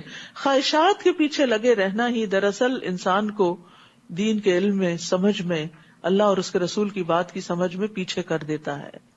اور جن لوگوں نے ہدایت پائی اللہ ان کو اور زیادہ ہدایت دیتا ہے اور تقوی عطا کرتا ہے. کیا اب یہ لوگ بس قیامت کا انتظار کر رہے ہیں کہ وہ یکدم ان پہ آ پڑے؟ اس کی نشانیاں تو آ چکی ہیں. جب قیامت آ جائے گی تو پھر ان کے لیے نصیحت قبول کرنے کا کون سا موقع باقی رہ جائے گا؟ وہ تو بس جزا کا دن ہے. پھر فَاعْلَمْ أَنَّهُ لَا إِلَهَ إِلَّا اللَّهُ وَاسْتَغْفِرْ لِذَنبِكَ وَلِلْمُؤْمِنِينَ وَالْمُؤْمِنَاتِ وَاللَّهُ يَعْلَمُ مُتَقَلَّبَكُمْ وَمَثْوَاكُمْ. بس آپ جان لیجئے کہ اللہ کے سوا کوئی الہ نہیں. جان لیجئے، علم حاصل کیجئے، اور اپنے لیے نیز مومن مردوں اور عورتوں کے لیے بھی گناہ کی معافی مانگیے. اور اللہ تمہارے چلنے پھرنے کے مقامات کو بھی جانتا ہے اور آخری ٹھکانے کو بھی. تو یہاں عمل سے پہلے علم کی بات ہوئی ہے. سفیان ابن عیینہ سے مروی ہے کہ ان سے علم کی فضیلت کے بارے میں پوچھا گیا کہ اس کے ورچوز کیا ہیں. تو انہوں نے کہا کیا تم نے اللہ کا یہ فرمان نہیں سنا کہ جس کا آغاز ہی اللہ نے علم کے ساتھ کیا، فَاعْلَمْ أَنَّهُ لَا إِلَهَ إِلَّا اللَّهُ وَاسْتَغْفِرْ لِذَنبِكَ. اللہ نے عمل کا حکم علم کے بعد دیا. اسی طرح فرمایا اعلموا انما الحیات الدنیا لعب، جان لو کہ دنیا کی زندگی کھیل تماشے کے سوا کچھ نہیں. ایک اور جگہ پر فرمایا وَاعْلَمُوا أَنَّمَا أَمْوَالُكُمْ وَأَوْلَادُكُمْ فِتْنَةٌ، جان لو تمہارے مال اور اولاد فتنہ ہے. ایک اور جگہ فرمایا وَاعْلَمُوا أَنَّمَا غَنِمْتُم مِّن شَيْءٍ، جان لو کہ بے شک جو بھی تم غنیمت حاصل کرو. پھر اس کے بعد تقسیم کا حکم دیا گیا. تو قرآن مجید میں بارہا ایسا فرمایا گیا کہ جس میں علم حاصل کرنے کے لیے کہا گیا ہے. عمل ہو نہیں سکتا، درست منزل تک آپ پہنچ نہیں سکتے جب تک آپ کے پاس علم نہ ہو. تو انسان کو کب تک علم حاصل کرنا چاہیے؟ بڑھاپے تک، پھر بوڑھا ہو جائے تو چھوڑ دے. ریٹائرمنٹ، قبر تک، مرتے دم تک. یعنی دعا کیا کریں کہ آخری وقت میں بھی ہمارے ہاتھ میں قرآن ہی ہو اور ہم اللہ کی عبادت میں ہوں اور نیکیوں کے کام کر رہے ہوں، کیونکہ جو علم کے رستے پر ہوگا اس کے لیے جنت کی بشارت ہے. تو یہ سب کچھ صرف رمضان کی حد تک نہیں ہونا چاہیے. اس سے زندگی کا ایک اصول بنا. ٹھیک ہے رمضان میں کنسنٹریشن ہو جاتی ہے، زیادہ ٹائم ہم اس کے لیے لگاتے ہیں اور دنیا کے کاموں کو کم کر دیتے ہیں، لیکن رمضان کے بعد بھی باقی کاموں کے ساتھ ساتھ اس چیز کو پلے باندھ لینا چاہیے، اس میں کوتاہی نہ ہو. اب سمر آ رہا ہے نا، تو پھر ایک اور آزمائش ہوتی ہے. سمر ہے، روز باہر جانا، دھوپ میں جانا، پکنک، پارٹی، پارک جانا، ان چیزوں کے لیے انسان پھر اتنے اہتمام کرنے لگتا ہے کہ علم کی مجلسوں سے دور ہو جاتا ہے. اگر پارک بھی جائے تو پارک میں بھی علم کی مجلس ہو سکتی. ہر جگہ کے لیے اپنا ایک شعار بنا لے کہ جہاں بھی جانا ہے کچھ نہ کچھ اچھی بات سیکھنی اور سکھانی ہے. وَيَقُولُ الَّذِينَ آمَنُوا لَوْلَا نُزِّلَتْ سُورَةٌ، اور جو لوگ ایمان لائے ہیں وہ کہتے ہیں کہ جنگ سے متعلق کوئی سورت کیوں نہیں نازل ہوتی. پھر جب ایسی محکم سورت نازل کی گئی جس میں جنگ کا ذکر تھا تو آپ نے دیکھا کہ جن لوگوں کے دلوں میں نفاق کا مرض ہے وہ آپ کی طرف یوں دیکھتے ہیں جیسے کسی شخص پر موت کی غشی ڈالی گئی ہو. ایسے لوگوں کے لیے ہلاکت ہے. چاہیے تو یہ تھا کہ وہ نبی کی اطاعت کرتے اور بھلی بات کہتے. پھر جب جہاد کا معاملہ طے پا گیا تو اگر وہ اللہ سے کیے ہوئے عہد میں سچے رہتے تو یہ ان کے لیے بہتر تھا. پھر اے منافقو، تم لوگوں سے کیا بعید ہے کہ اگر تم حاکم ہو جاؤ تو زمین پر فساد کرنے لگو اور قطع رحمی کرنے لگو. رحم دو صورتوں میں ہوتا ہے، ایک عام اور ایک خاص. عام رحم دینی رشتہ داری ہے، دینی تعلقات ہیں، جن لوگوں سے آپ دین کی وجہ سے ملتے ہیں. اس میں ایمان اور ایمان والوں کے ساتھ محبت کے لازم ہونے کی وجہ سے صلہ رحمی واجب ہوتی ہے کہ ان کی مدد کی جائے، خیر خواہی کی جائے، تکلیف نہ دی جائے، عدل کیا جائے، ان کے حقوق بجا لائے جائیں، انصاف کیا جائے ان کے درمیان، بیماروں کی عادت کی جائے، مر جائے تو غسل دیا جائے، جنازہ پڑھا جائے، دفن کیا جائے، وغیرہ وغیرہ. یہ عام رحم ہے، اور خاص رحم رشتہ داروں کے معاملے میں رحم ہے، جو ماں اور باپ دونوں کی طرف سے بنتے ہیں، یعنی ماں کے رشتہ دار بھی اور باپ کے رشتہ دار بھی. اور ان کے کچھ خاص حقوق ہوتے ہیں، جیسے کچھ خرچہ دینا، ان کی دیکھ بھال کرنا، مجبوریوں کے اوقات میں ان کا خیال رکھنا. تو جب بہت سارے حقوق اکٹھے ہو جائیں تو سب سے قریبی رشتہ دار سے آغاز کرنا چاہیے. تو قطع رحمی کے نقصانات ہیں، یعنی یہ نہیں کہ اگر ہم رشتہ داریاں توڑتے ہیں تو اس کا نقصان نہیں، صرف کرنے کا ہی فائدہ نہیں، نہ کریں تو نقصان بھی ہے. نبی صلی اللہ علیہ وسلم نے فرمایا بے شک بنی آدم کے اعمال ہر جمعرات کو پیش کیے جاتے ہیں، اور قطع رحمی کرنے والے کے اعمال قبول نہیں ہوتے، اس کی نیکیاں رکھ دی جاتی ہیں. نبی صلی اللہ علیہ وسلم نے فرمایا جس نے رشتوں سے کاٹا یا جھوٹی قسم اٹھائی وہ مرنے سے پہلے اس کا وبال دیکھے گا. استغفر اللہ. رسول اللہ صلی اللہ علیہ وسلم نے فرمایا کسی مسلمان کے لیے حلال نہیں کہ اپنے بھائی کو 3 دن سے زیادہ چھوڑے رکھے، یعنی ناراضگی کے بعد 3 دن تک خفا رہے، بس اس کے بعد جس نے 3 دن سے زائد چھوڑ دیا اور اسی حالت میں مر گیا وہ آگ میں جائے گا. تو اس لیے یہ بغض اور دشمنیاں اور ناراضگیاں لمبی نہیں چلانی چاہیے. اولئک الذین لعنہم اللہ، یہی لوگ ہیں جن پر اللہ نے لعنت کی ہے. فاصمہم واعمی ابصارہم، پھر اس نے انہیں بہرا کر دیا اور ان کی آنکھوں کو اندھا کر دیا ہے، ان کو سمجھ ہی نہیں آتی کہ وہ کیا غلط کر رہے ہیں. اسی لیے آپ دیکھیں کہ جو لوگ رشتوں کو کاٹتے ہیں نا، ان کو جب کوئی اچھی بات بتائی جائے تو وہ اپنی اتنی حجتیں پیش کرتے ہیں کہ اپنے آپ کو جسٹیفائی کر لیتے ہیں اور تعلقات اور حقوق ادا کرنا چھوڑ دیتے ہیں.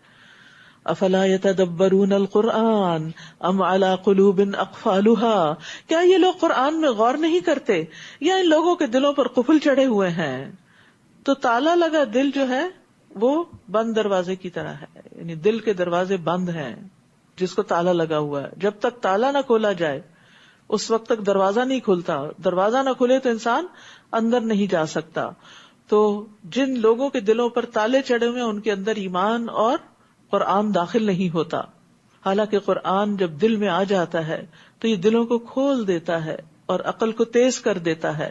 کعب کہتے ہیں قرآن کو لازم پکڑو کیونکہ قرآن عقل کی تیزی، حکمت کی روشنی اور علم کا سرچشمہ ہے، اور اللہ کی طرف سے نازل ہونے والی کتابوں میں سب سے نئی کتاب ہے.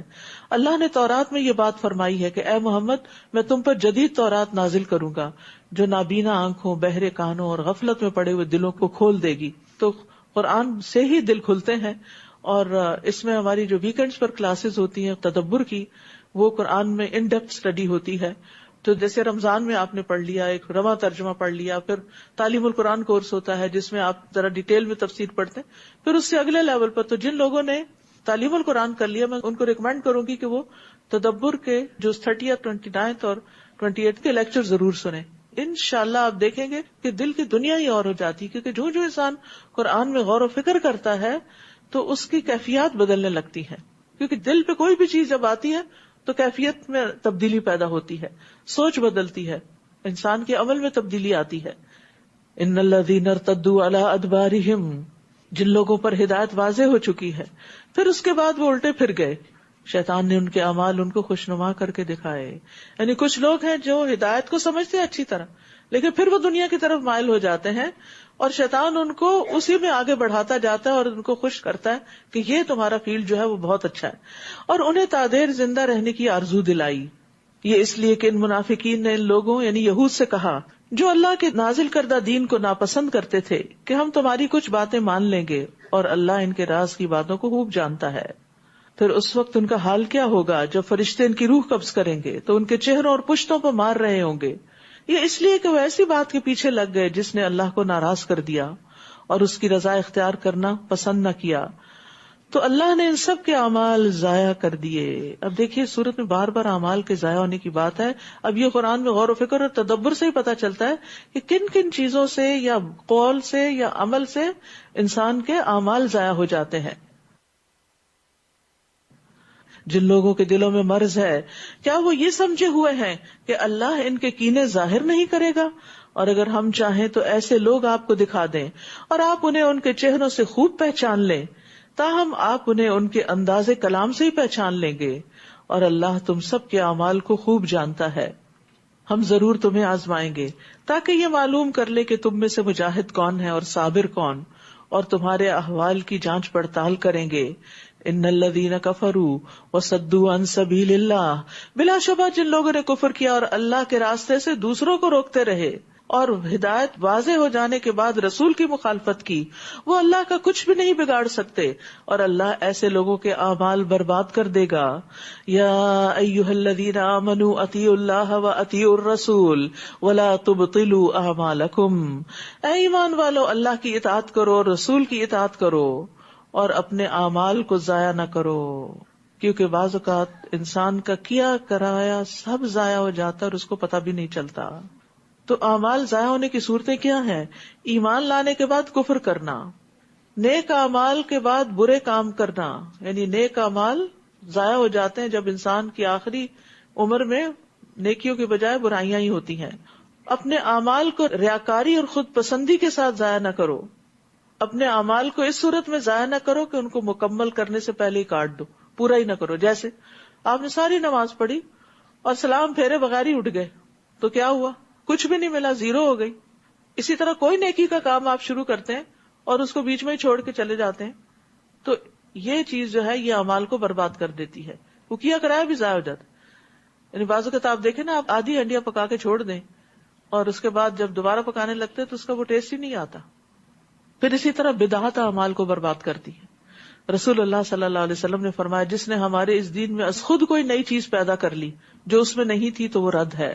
جن لوگوں نے کفر کیا اور اللہ کی راہ سے روکا پھر اسی کفر کی حالت میں مر گئے، اللہ انہیں کبھی معاف نہیں کرے گا. بس تم سستی نہ دکھاؤ اور دشمن سے صلح کی درخواست نہ کرو، تم ہی غالب رہو گے، اللہ تمہارے ساتھ ہے اور وہ تمہارے اعمال سے کچھ بھی کمی نہ کرے گا. یہ دنیا کی زندگی تو بس ایک کھیل اور تماشا ہے، اور اگر تم ایمان لاؤ اور تقوی اختیار کرو تو اللہ تمہیں تمہارے اجر دے گا اور تم سے تمہارے مالوں کا مطالبہ نہیں کرے گا. اگر وہ تم سے مال کا مطالبہ کرے پھر تم سے اس مطالبے پر اصرار کرے تو تم بخل کرنے لگو اور وہ تمہارے دلوں کے کھوٹ ظاہر کر دے. یعنی قربانی کے وقت انسان کا اصل سامنے آتا ہے، وہ جو دعوے کرتا ہے وہ کتنا سچا ہے. اور اس لیے اللہ تعالیٰ آزما ضرور لیتا ہے بندے کو. یعنی ہم کہتے ہیں نا، ہائے میرے پاس پیسے ہوں تو میں اللہ کی راہ میں ایسے اور ایسے اور ایسے خرچ کروں، اور پھر اللہ تعالیٰ بعض اوقات دیتا بھی ہے تو پھر اس وقت ہم کیا کرتے ہیں؟ وہ اپنی نیتیں کہاں چھوڑ دیتے ہیں. تو انسان جو کہے پھر وہ کر کے بھی دکھائے، یہی چیز انسان کو منافقت سے باہر نکالتی ہے. سنو تم وہ لوگ ہو جنہیں اللہ کی راہ میں خرچ کرنے کی دعوت دی جاتی ہے، پھر تم میں سے کوئی بخل کرنے لگتا ہے. اب میرا نہیں خیال رمضان جس دن سے شروع ہوا کوئی دن گیا ہو جب آپ کو نیکی کے، خیر کے، بھلائی کے کاموں میں خرچ کرنے کی دعوت نہ دی گئی ہو. پھر تم میں سے کوئی بخل کرنے لگتا ہے، اس کو اپنی اور ضرورتیں یاد آ جاتی ہو، اور ضرورتیں اس میں سے بھی تھوڑا سا نکال سکتا ہے انسان. حالانکہ جو بخل کرتا ہے وہ اپنے آپ سے ہی بخل کرتا ہے، اور اللہ تو بے نیاز ہے اور تم ہی اس کے محتاج ہو. اور اگر تم نہ مانو گے تو اللہ تمہاری جگہ اور لے آئے گا جو تم جیسے نہ ہوگے. یعنی تم اللہ کے راستے میں مال نہیں خرچ کرتے، تم اللہ کے دین کی مدد نہیں کرتے، اس کا کام نہیں کرتے، تو اللہ تعالیٰ اور لوگوں کو پیدا کر دے گا جو تم سے آگے نکل جائیں گے. پھر ہم کہاں ہوں گے؟ اس لیے دعا کرنی چاہیے کہ اللہم استخدمنی ولا تستبدلنی، اللہ مجھ سے ہی خدمت کا کام لیتا رہے، مجھے ہی توفیق دے کہ میں تیری راہ میں خرچ کرتی رہوں، ولا تستبدلنی، اور مجھ سے کسی اور کو تبدیل نہ کیجیے.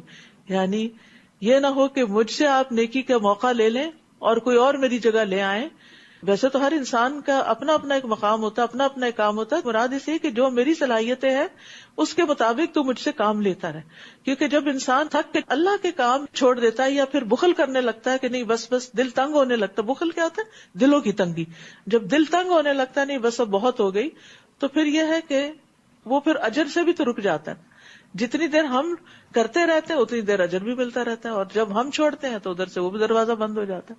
تو آپ یوں ہی امیجن کیا کریں جیسے وہ ریور آف خیر کے پروجیکٹس ہیں نا، تو ریور کیا ہے؟ بہتا رہتا ہے، یعنی چلتا رہتا ہے. یعنی نیکی کے کام میں رکتا نہیں، کیونکہ جب ریور سوکھ جاتا ہے تو پھر نہ اس سے فصلیں اگتی ہیں، نہ ہی انسان اور جانور پانی پیتے ہیں. تو اسی لیے اگر آپ جیسے پلج فارمز ہیں اگر ان میں سے لے لیں اور منتھلی یا ویکلی یا اینولی کچھ نہ کچھ خیر کے کاموں میں یعنی حصہ ڈال دیں، تو اس سے یہ فائدہ ہوتا ہے کہ انسان بعض اوقات خود کرنے لگتا تو بھول بھی جاتا ہے، لیکن اگر کوئی سسٹم سیٹ کر لیتا ہے تو اس میں انسان خود نہیں بھولتا. اور یہ یاد رکھیے، پکی بات ہے، قسم کھا کے بتائی گئی کہ صدقہ کرنے سے مال کم نہیں ہوتا. جو خرچ کرتا ہے اللہ تعالیٰ پیچھے اور لے آتا ہے. تو ہو سکتا ہے کہ اگر آپ اس طرح کی کوئی کمٹمنٹ کریں تو اس سے فائدہ آپ کو یہ ہو کہ آپ کی نیت کی وجہ سے جو آئندہ بھی آپ کرنے والے ہیں، آپ کی جو کئی مصیبتیں اور بلائیں جو ہیں وہ رک جائیں. کیونکہ ہماری دعائیں اور صدقے اور نیک اعمال اوپر چڑھتے ہیں، اور جب بلائیں اترتی ہیں تو وہ ان کو پیچھے دھکیلتے ہیں کہ تم نہیں اتر سکتے. تو اللہ تعالیٰ سے ہمیں دعا کرنی چاہیے کہ ہمارے لیے بھی ایسے چشمے جاری کر دے کہ جو کبھی نہ سوکھیں، جیسے حضرت عثمان بن مظعون کے لیے چشمہ جاری کر دیا گیا. اور بخل جو ہے وہ انسان کی بدترین صفت ہے. نبی صلی اللہ علیہ وسلم نے فرمایا آدمی میں سب سے بدترین چیز بے صبرے پن کے ساتھ بخل اور حد سے زیادہ بزدل ہونا. اللہ ان سب چیزوں سے ہم کو بچا. یعنی بے صبرا پن کہ چھوٹی سی تکلیف برداشت نہ ہو. بخل یعنی کہ نیکی کے کام کے لیے چاہے وقت ہو، مال ہو اور صلاحیتیں ہوں، دینے سے کترائے. اور حد سے زیادہ بزدل کہ چھوٹی سی کوئی بات دیکھے. ہوتا یہ کہ جب ہم دین کی طرف آتے ہیں نا تو کئی خطرات بھی ساتھ آتے ہیں، کئی تھریٹس بھی ہوتے ہیں. تو انسان دیکھ کے اچھا اس راستے میں تھریٹ ہے، تو جیسے منافقین کرتے تھے تو پھر وہ کام چوری کرنے لگتے تھے. تو انسان کو جب بھی وہ نیکی کا کوئی کام کرنے لگتا ہے تو یہ یاد رکھنا چاہیے کہ رسک فیکٹر ساتھ ہی ہے. شیطان کا بھی رسک ہے، نیت کی خرابی کا رسک بھی ہے، لوگوں کی تنقید کا بھی رسک ہے. کوئی آپ پہ باتیں بنائے گا، کوئی آپ کو دھمکیاں دے گا، اور جو جتنا زیادہ کرتا ہے اس کے لیے اتنے ہی مسائل بڑھتے چلے جاتے ہیں. لیکن جب انسان ساتھ ساتھ صدقہ خیرات کرتا رہتا ہے تو اللہ کی مدد بھی اتنی آتی ہے. ان تنصروا اللہ ینصرکم، اسی صورت میں آیا ہے. لیکن جب انسان بخل کرتا ہے تو اس کی وجہ سے مصیبتیں آتی ہیں. نبی صلی اللہ علیہ وسلم نے فرمایا جب لوگ دینار اور درہم میں بخل کرنے لگے، عمدہ اور بڑھیا چیزیں خریدنے لگے، یعنی غریب پہ تو خرچ نہ کریں، اپنے ہی اوپر بار بار خرچ کرتے چلے جائیں، گائے کی دموں کی پیروی کرنے لگے، جہاد فی سبیل اللہ کو چھوڑ دیں، تو اللہ ان پر مصائب نازل کرے گا اور اس وقت تک انہیں دور نہیں کرے گا جب تک لوگ اپنے دین کی طرف واپس نہ آ جائیں. تو اس میں خاص طور پر دین کی خدمت یا دین کو پھیلانے اور دین کو عام کرنے کی بات ہے. اس کے لیے بھی انسان کو اپنے وقت کا کچھ نہ کچھ حصہ ضرور نکالنا چاہیے. اور اس میں صرف ٹائم مینجمنٹ کی بات ہے کہ آپ اپنے اوقات کی تقسیم اگر کریں تو ساری چیزیں ہو جاتی ہیں، گھر کے کام بھی ہو جاتے ہیں، ذاتی ضروریات بھی پوری ہو جاتی ہیں اور دین کا کام بھی ہو جاتا ہے. یعنی کچھ لوگ تو ایسے ہوتے ہیں کہ جو فل ٹائم ڈیڈیکیٹڈ ہو کے کام کرتے ہیں، لیکن سب کے حالات اس کی اجازت نہیں دیتے. بچے ہیں، چھوٹے والدین ہیں، بوڑھے یا کوئی اور اس طرح کی ضروریات مصروفیات ہیں. تو ایسی صورت میں بھی انسان اپنے آپ کو صرف یہ نہ سمجھے کہ اب مجھے اللہ کے راستے میں کچھ بھی مال وقت دینے کی ضرورت نہیں. اگر جان نہیں دے سکتے تو مال دے سکتے ہیں، مال نہیں دے سکتے تو اپنی جسمانی خدمات دے سکتے ہیں. سورۃ الفتح. بسم اللہ الرحمن الرحیم. انا فتحنا لك فتحا مبینا ليغفر لك الله ما تقدم من ذنبك وما تأخر ويتم نعمته عليك ويهديك صراطا مستقيما. شروع اللہ کے نام سے جو بے انتہا مہربان نہایت رحم فرمانے والا ہے. انا فتحنا لک فتحا مبینا، اے نبی ہم نے آپ کو واضح فتح عطا کر دی. یہ سورت کریمہ اس وقت نازل ہوئی جب رسول اللہ صلی اللہ علیہ وسلم حدیبیہ سے ذوالقعدہ 6 ہجری میں اس وقت واپس تشریف لا رہے تھے جب مشرکین نے عمرہ ادا کرنے کے لیے آپ کو مسجد حرام جانے سے روک دیا تھا. وہ آپ کے اور بیت اللہ کے درمیان حائل ہو گئے تھے. پھر مصالحت اور معاہدے کی طرف مائل ہوئے کہ آپ اس سال واپس چلے جائیں اور آئندہ سال آ جائیں. تو صحابہ کی ایک جماعت نے اس بات کو سخت ناپسند کیا، لیکن اس کے باوجود آپ نے معاہدہ کر لیا اور اپنے قربانی کے جانوروں کو وہی نہر کر دیا جہاں آپ محصور تھے. اور پھر آپ واپس تشریف لائے تو راستے میں اللہ تعالیٰ نے صورت نازل کی، اور اگرچہ آپ عمرہ کیے بغیر آئے تھے اور ایسی شرائط پہ صلح کر کے آئے تھے جس پر صحابہ بہت پریشان تھے، ایک بہت بڑی آزمائش تھی، لیکن اللہ سبحانہ وتعالیٰ نے جب صورت نازل کی تو اتنے پازیٹو انداز میں ساری سچویشن کو بدل دیا کہ آپ سمجھتے ہیں یہ ہزیمت تھی، یہ تو بہت بڑی فتح تھی اللہ کی طرف سے. اسی لیے جب آپ حدیبیہ سے واپس آ رہے تھے اور صحابہ پر غم اور پریشانی کے آثار تھے اور انہوں نے حدیبیہ میں ہی جانور ذبح کر دیے تھے، تو اس موقع پر جب سورت نازل ہوئی تو آپ نے فرمایا مجھ پر ایک ایسی آیت نازل ہوئی ہے جو مجھے ساری دنیا سے زیادہ محبوب ہے. صحابہ نے عرض کیا اے اللہ کے رسول، ہم نے جان لیا کہ جو آپ کے ساتھ کیا گیا اس کے بارے میں کیا حکم ہے. تو پھر اللہ تعالیٰ نے یہ آیات نازل کی. تو حدیبیہ سب سے عظیم فتح قرار دی جاتی ہے جس میں مسلمان پیچھے ہو گئے تھے اپنے حق سے.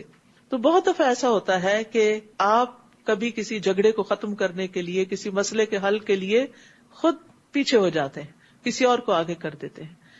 تو وقتی طور پر تو انسان کے لیے بہت تکلیف کی بات ہوتی، کسی کی اہمیت کو مان لینا، کسی کو اس کا مقام دے دینا. اس میں انسان بعضوں کو سمجھتا نہیں میری تو اس میں ذلت ہے، لیکن کئی دفعہ اسی سے ہی انسان اور زیادہ آگے بڑھ جاتا ہے. تاکہ اللہ آپ کی سب اگلی پچھلی لغزشیں معاف کر دے اور آپ پر اپنی نعمت پوری کر دے اور آپ کو سیدھی راہ پر چلائے. اللہ سبحانہ وتعالیٰ نے آپ کے لیے مغفرت کا وعدہ کر رکھا تھا، لیکن اس کے باوجود آپ اپنے آپ کو عبادت میں تھکاتے تھے. اگر ہمیں آج کہا جائے کہ آپ کے سارے گناہ معاف ہیں اور جنت آپ کے لیے، تو ہم کیا کریں گے؟ عبادت سے فارغ ہو کے دنیا میں لگ جائیں گے. لیکن آپ صلی اللہ علیہ وسلم کو دیکھیے کہ جنہوں نے ساری خوشخبریوں کے باوجود افلا اکون عبدا شکورا، کہ اللہ کا شکر ادا نہ کروں. تو عبادت صرف فرض سمجھ کے نہ کیا کرے، شکر کی ادائیگی کے طور پر بھی کیا کرے. خاص طور پہ جب تراویح پڑھتے ہیں تو شکر ادا کیا کرے. اللہ نے آپ کو صحت دی، وقت دیا، سہولت دی، موقع دیا کہ آپ اللہ کے لیے کھڑے ہو سکتے ہیں چند منٹ. اللہ تیرا شکر ہے. ہر روز شکر ادا کیا کرے تاکہ زندگی کے آخر تک کرتے چلے جائیں. کیونکہ انسان جو بوڑھا ہوتا جاتا ہے نا، پھر اس کو خوف اور گھبراہٹ ہونے لگتی ہے کہ پتہ نہیں اب میں یہ عبادت کر سکوں گا یا نہیں. قدم اٹھانے مشکل ہو جاتے ہیں تو قیام بھی مشکل ہو جاتے ہیں. لیکن اللہ سبحانہ وتعالیٰ شکر کی وجہ سے توفیق دیتا رہے گا. وہی تو ہے جس نے مومنوں کے دلوں میں اطمینان ڈال دیا تاکہ وہ اپنے ایمان کے ساتھ مزید اطمینان کا اضافہ کر لیں. اور آسمانوں اور زمین کے سب لشکر اللہ ہی کے ہیں اور اللہ سب کچھ جاننے والا اور حکمت والا ہے.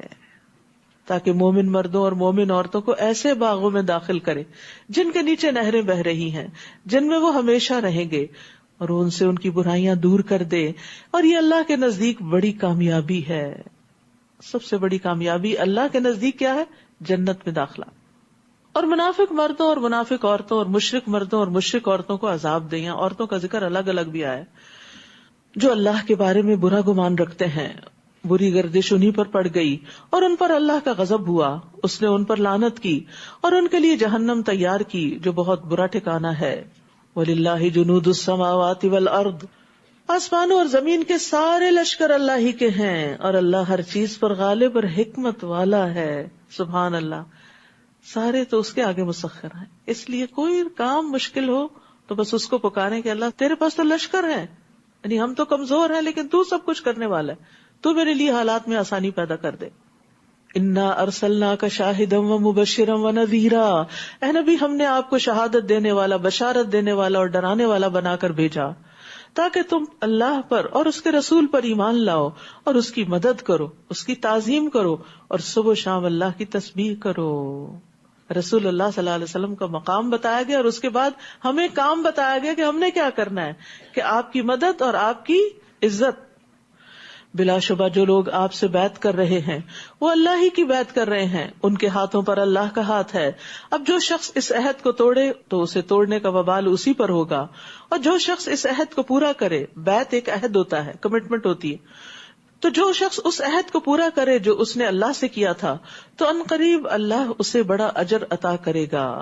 دیہاتیوں میں سے جو لوگ پیچھے رہ گئے تھے وہ اب آ کر آپ سے کہیں گے کہ ہمیں ہمارے اموال اور گھر والوں کی فکر نے مشغول کر رکھا تھا، ہماری بڑی مصروفیت تھی، لہٰذا آپ ہمارے لیے بخشش کی دعا کیجیے.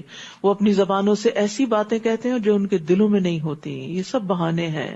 آپ ان سے کہیے کون ہے جو تمہارے حق میں اللہ کے سامنے کچھ بھی اختیار رکھتا ہو، اگر وہ نقصان پہنچانا چاہے یا نفع بخشنا چاہے، بلکہ جو تم کہہ رہے ہو اور کر رہے ہو اللہ اس سے پوری طرح باخبر ہے. بلکہ تم تو یہ سمجھے بیٹھے تھے کہ رسول اور مومن کبھی اپنے گھروں کو واپس نہ آ سکیں گے، اور یہ خیال تمہارے دلوں کو بہت اچھا لگا اور تم بہت برا گمان سوچ رہے تھے، اور تم ہو ہی ہلاک ہو جانے والے لوگ. اور جو اللہ اور اس کے رسول پر ایمان نہ لائے تو ایسے کافروں کے لیے ہم نے بھڑکتی آگ تیار کر رکھی ہے. آسمانوں اور زمین کی بادشاہی اللہ ہی کی ہے، جسے چاہے معاف کر دے اور جسے چاہے سزا دے، اور وہ معاف کرنے والا اور رحم کرنے والا ہے. جب تم غنیمتیں حاصل کرنے کے لیے جانے لگو گے تو جو لوگ پیچھے رہ گئے تھے فوراً کہیں گے کہ ہمیں بھی ساتھ چلنے دو، یہ لوگ چاہتے ہیں کہ اللہ کے حکم کو بدل دیں. آپ ان سے کہیے تم ہرگز ہمارے ساتھ نہ جاؤ گے کیونکہ اللہ پہلے ہی ایسی بات فرما چکا ہے. پھر وہ کہیں گے یہ بات نہیں بلکہ تم ہم سے حسد کرتے ہو، الٹا بلیم کریں گے. یہ بات بھی نہیں مگر یہ لوگ حقیقت کو کم ہی سمجھتے ہیں. اشارہ ہے غزوہ خیبر کی طرف جانے کا کہ اب یہ تمہارے ساتھ نہیں جائیں گے. آپ پیچھے رہ جانے والے بدویوں سے کہیے ان قریب تمہیں ایک سخت جنگجو قوم سے مقابلے کے لیے بلایا جائے گا، تمہیں ان سے لڑنا ہوگا یا وہ مطیع ہو جائیں گے. اس وقت اگر تم حکم مانو گے تو اللہ تمہیں اچھا اجر عطا کرے گا، اور اگر تم نے منہ پھیر لیا جیسے پہلے پھیر لیا تھا تو اللہ تمہیں دردناک سزا دے گا. کوئی اندھا یا لنگڑا یا بیمار اگرچہ جہاد میں شامل نہ ہو تو اس پر کوئی تنگی نہیں، اور جو اللہ اور اس کے رسول کا حکم مان لے اللہ اسے ایسے باغوں میں داخل کرے گا جن کے نیچے نہریں بہ رہی ہوں گی، اور جو منہ موڑے تو اللہ اسے دردناک عذاب دے گا. لقد رضی اللہ عن المؤمنین، بے شک اللہ مومنوں سے خوش ہو گیا جبکہ وہ درخت کے نیچے آپ سے بیعت کر رہے تھے. ان کے دلوں کا حال اسے معلوم ہو گیا، لہٰذا اس نے ان پر اطمینان نازل فرمایا اور انہیں جلد ہی فتح دے دی، اور بہت سے اموال غنیمت بھی جو وہ حاصل کریں گے. اور اللہ بڑا غالب ہے، حکمت والا ہے. اس نے تم سے اور بھی بہت سی غنیمتوں کا وعدہ کر رکھا ہے جنہیں تم حاصل کرو گے. یہ فتح خیبر تو تمہیں جلد ہی دے دی اور لوگوں کے ہاتھ تم سے روک دیے تاکہ یہ ایمان لانے والوں کے لیے ایک نشانی بن جائے اور وہ تمہیں سیدھی راہ کی طرف چلائے. اور ایک اور فتح بھی دے گا جس پر تم ابھی قادر نہیں ہوئے، اور اللہ اس کا احاطہ کیے ہوئے ہے، اور اللہ ہر چیز پر قادر ہے. اگر کافر لوگ تم سے جنگ کرتے تو یقیناً پیٹ پھیر جاتے، پھر وہ کوئی حامی اور مددگار بھی نہ پاتے. یہی اللہ کی سنت ہے جو پہلے لوگوں میں جاری رہی ہے. آپ اللہ کی سنت میں کوئی تبدیلی نہ پائیں گے. وہی تو ہے جس نے وادی مکہ میں تم سے ان کے ہاتھ روک دیے اور ان سے تمہارے، جبکہ اس سے پہلے اللہ تمہیں ان پر غالب کر چکا تھا، اور جو کچھ تم کر رہے تھے اللہ سب کچھ دیکھ رہا تھا. یہ وہی لوگ ہیں جنہوں نے کفر کیا اور تمہیں مسجد حرام سے روکا اور قربانی کے جانوروں کو ان کی قربان گاہ تک پہنچنے سے روکا. اور اگر مکہ میں کچھ مومن مرد اور مومن عورتیں نہ ہوتی جنہیں تم نہیں جانتے تھے، اور یہ خطرہ نہ ہوتا کہ جنگ کی صورت میں تم انہیں پامال کر دو گے تو پھر ان کی وجہ سے تمہیں نادانستہ کوئی پشیمانی لاحق ہوگی تو تمہیں لڑنے سے روکا نہ جاتا. اور روکا اس لیے گیا تاکہ اللہ جسے چاہے اپنی رحمت میں داخل کرے. اگر مومن ان سے الگ ہو گئے ہوتے تو ان اہل مکہ میں سے جو کافر تھے انہیں ہم دردناک سزا دیتے. جب کفار مکہ نے صلح حدیبیہ کے موقع پر اپنے دلوں میں زمانے جاہلیت کی عصبیت کی ٹھان لی تو اللہ نے اپنے رسول پر اور اپنے مومنوں پر اطمینان نازل فرمایا اور انہیں تقویٰ کی بات کا پابند رکھا. وہی اس کے زیادہ حقدار اور اس کے اہل تھے، اور اللہ ہر چیز کو خوب جاننے والا ہے.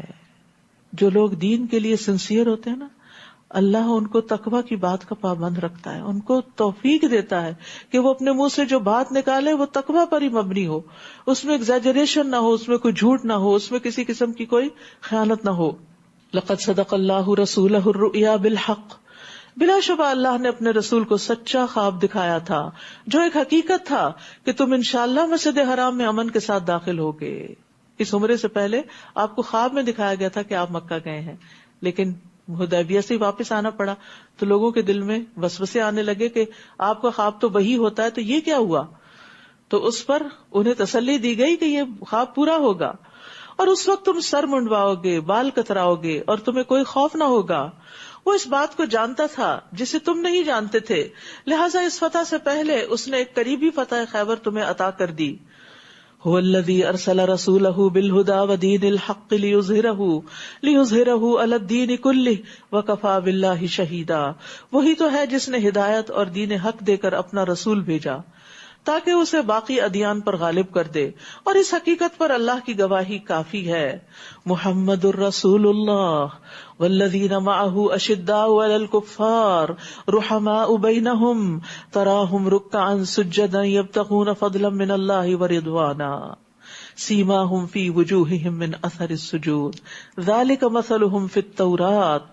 محمد صلی اللہ علیہ وسلم اللہ کے رسول ہیں. جو لوگ آپ کے ساتھ ہیں وہ کافروں پر تو سخت مگر آپس میں رحم دل ہیں، یعنی صحابہ. تم جب دیکھو گے انہیں رکوع اور سجود کرتے ہوئے اور اللہ کے فضل اور اس کی رضامندی کی تلاش کرتے ہوئے دیکھو گے، یعنی جب انہیں دیکھو گے عبادت میں ہی مصروف نظر آئیں گے. کثرت سجدہ کی وجہ سے ان کی پیشانیوں پر امتیازی نشان موجود ہیں. اس کا یہ مطلب نہیں کہ وہ جو سیاسہ گٹا پڑ جاتا ہے وہ نشان ہے، یعنی جو شخص سجدوں کی کثرت کرتا ہے اس کے چہرے پر ایک خاص قسم کی روشنی ہوتی ہے، اللہ کے آگے جھک جھک کر. یعنی ایک خاص سکینت اور ایک خاص قسم کا اطمینان نظر آتا ہے. کثرت سجدہ کی وجہ سے ان کی پیشانیوں پر امتیازی نشان موجود ہیں. ان کی یہی صفت تورات میں بیان ہوئی ہے اور یہی انجیل میں ہے. جیسے ایک کھیتی ہو جس نے اپنی کونپل نکالی، پھر اسے مضبوط کیا، پھر وہ موٹی ہوئی، پھر اپنے تنے پہ کھڑی ہو گئی. اس وقت وہ کسانوں کو خوش کرتی ہے تاکہ کافروں کو ان کی وجہ سے غصہ دلائے. اس گروہ کے لوگ جو ایمان لائے اور نیک عمل کیے، اللہ نے ان سے مغفرت اور بڑے اجر کا وعدہ فرمایا ہے. سورۃ الحجرات. بسم اللہ الرحمن الرحیم. یا ایہا الذین آمنوا لا تقدموا بین یدی اللہ ورسولہ ان اللہ سمیع علیم. شروع کرتی ہوں اللہ کے نام سے جو بے انتہا مہربان نہایت رحم فرمانے والا ہے. اے ایمان والو، اللہ اور اس کے رسول کے سامنے پیش قدمی نہ کرو، ان سے آگے نہ بڑھو، اور اللہ سے ڈرتے رہو. بلا شبہ اللہ تعالیٰ سب کچھ سننے والا اور جاننے والا ہے. تو نبی صلی اللہ علیہ وسلم کے کلام پر، آپ کی حدیث پر اپنی عقل اور اپنے فہم اور اپنے فلسفے بگاڑنا جو ہے اس سے منع کیا گیا ہے. جب اللہ سبحانہ تعالیٰ نے صحابہ کو نبی صلی اللہ علیہ وسلم کی آواز پر اپنی آواز بلند کرنے سے منع کیا تو پھر کس کو مجال ہے کہ وہ آپ کی بات سے آگے بڑھ کر کوئی بات کرے اور اپنی بات کو زیادہ اہمیت دے. اے ایمان والو، اپنی آواز نبی کی آواز سے بلند نہ کرو اور نہ ہی اس کے سامنے اس طرح اونچی آواز سے بولو جیسے تم ایک دوسرے سے بولتے ہو. دو چیزیں ہیں یہاں. ایک تو یہ کہ والیوم جو ہے آواز کا وہ آپ کی آواز سے اونچا نہ ہو، اور دوسرے یہ کہ آپ کی مجلس میں یا مسجد میں یا آپ کی موجودگی میں آپس میں ایک دوسرے پر آوازیں بلند نہ کرو، شور نہ کرو. ایسا نہ ہو کہ تمہارے اعمال برباد ہو جائیں. پیچھے سورۃ محمد میں اعمال کی بربادی کی تفصیل ہم نے پڑھی، اس میں ایک اور ایڈیشن کر لیجئے. اور تمہیں اس کی خبر بھی نہ ہو. تو بعض علماء نے نبی صلی اللہ علیہ وسلم کی زندگی کے علاوہ بعد میں آپ کے روضہ مبارک کے پاس آواز بلند کرنے سے بھی منع کیا ہے. لیکن افسوس کے ساتھ ہی کہنا پڑتا ہے کہ جب لوگ مسجد نبی میں جاتے ہیں تو اس طرح بعض اوقات بھاگتے ہوئے، چیختے ہوئے، لڑتے لڑاتے اور شور مچاتے، اور وہاں بھی باتیں نہیں ختم ہوتی. کوئی ادب نہیں، احترام نہیں، ذکر نہیں، درود شریف نہیں، اور صرف ایک ہنگامہ برپا کیا ہوا ہے. بس یہ کہ ہم اس جگہ پہنچ جائیں سمجھے ہم جنتی ہو گئے. نہیں، ہر جگہ کے کچھ اصول اور قاعدے اور ضابطے ہوتے ہیں. تو لہٰذا آپ کو اللہ تعالیٰ جب نصیب کرے جانا تو سب سے زیادہ اس بات کا خیال رکھیے کہ کہیں میرا عمرہ اور یہ عبادت اور مسجدوں کی طرف دوڑنا ضائع ہی نہ ہو جائے کہ میں یہاں اونچی آواز میں کسی کو پکار کے بھی کہوں کہ ادھر آؤ. یعنی سب سے زیادہ اس چیز کا خیال رکھنا ہے، کیونکہ نیکیاں کرنے کے علاوہ ان کو سنبھالنا بھی بڑا کام ہوتا ہے. جیسے مال و دولت آپ کما لیتے ہیں تو پھر اس کے بعد کیا کرنا ہوتا ہے؟ اس کو ایسے چھوڑ دینا ہوتا ہے، جو مرضی اٹھا کے لے جائے اس کو ضائع کر. مال کما کے اس کو سنبھالتے ہیں، حفاظت کرتے ہیں اس کی. اعمال کما کر بھی ان کی حفاظت کرنا ضروری ہے. اور ان میں سے ایک نبی صلی اللہ علیہ وسلم کا احترام. اور پھر اس کے بعد تیسرے درجے پر علماء نے یہ کہا ہے کہ جو لوگ نبی صلی اللہ علیہ وسلم کی تعلیمات کی مجلس میں ہو، جہاں آپ کی احادیث پڑھی جا رہی ہیں، یعنی قرآن تو ویسے ہی خاموشی سے سننا چاہیے، جنہوں نے سمجھ لیا تھا کہ خاموش ہو کے یہ قرآن سننا چاہیے، تو اسی طرح حدیث کی مجلس میں بھی خاموشی اختیار کرنی چاہیے. بعض اوقات کیا ہوتا ہے، مسجد میں تراویح ہوئی، 2 تراویح کے بعد خاطرہ ہو رہا ہوتا ہے. کئی مساجد میں ہوتا ہے، یہ پہلے ہوتا تھا. اب کیا ہے، وہ امام صاحب یا جو بھی اسپیکر ہے وہ بول رہا ہے، حدیث سنا رہا ہے، اور لوگ باتوں پہ باتیں کیے چلے جا رہے ہیں. یہ بھی اس کے خلاف ہے. اس سے بھی اعمال ضائع ہو سکتے ہیں. حدیث سنانے والا کوئی بھی ہے، بھلے وہ آپ سے چھوٹا ہے، آپ اس کو کوئی اہمیت نہیں دیتے، لیکن جب وہ اللہ اور اس کے رسول کی بات کر رہا ہے تو چپ ہو جاؤ. اسی طرح جمعے کے خطبے میں کسی کو یہ کہنا کہ چپ ہو جائے، یہ بھی لغو بات ہے. تو ہمارا دین ہمیں ایک ادب سکھاتا ہے، اور اگر یہ ادب نہیں تو کیے کرائے پہ پانی پھر رہا ہے. اذان ہو رہی ہے، ہم شور مچا رہے ہیں، اسپیکر بول رہے ہیں، ہم شور مچا رہے ہیں، نہ دیکھتے ہیں کوئی عالم ہے، کوئی بڑا ہے، کوئی چھوٹا ہے. یہ کیا دین ہے؟ ہمارے دین کا امتیازی نشان ادب اور احترام ہے. ہمارا دین اس طرح کا آزادی والا دین نہیں کہ جس میں جس کو جو چاہے کہہ دو. کہنے کے بھی طریقے ہیں. بڑوں کا احترام ہے، والدین کا احترام ہے، استاد کا احترام ہے، علماء کا احترام ہے. تو اسی طرح یہ بھی کہا گیا کہ علماء انبیاء کے وارث ہیں. اگر نبی کی مجلس میں آوازیں بلند کرنے کی اجازت نہیں تو علماء کی مجلس میں بھی آوازیں بلند نہیں کرنی چاہیے، اور علماء کا بھی احترام کرنا چاہیے. یعنی علم والوں کا احترام ہمارے دین کا ایک حصہ ہے. اس لیے ہمارے دین میں یہ کوئی خوبی نہیں کہ انسان ٹیچر کو ٹیچر کہہ کے یا نام لے لے کے بلائے کہ جس سے وہ سمجھے کہ میں بہت کانفیڈنٹ ہوں. ٹھیک ہے، کسی جگہ کا کوئی کلچر ہو سکتا ہے، مگر اس کے اندر بھی ایک لحاظ، ایک ادب اور ایک احترام نہایت ضروری ہے.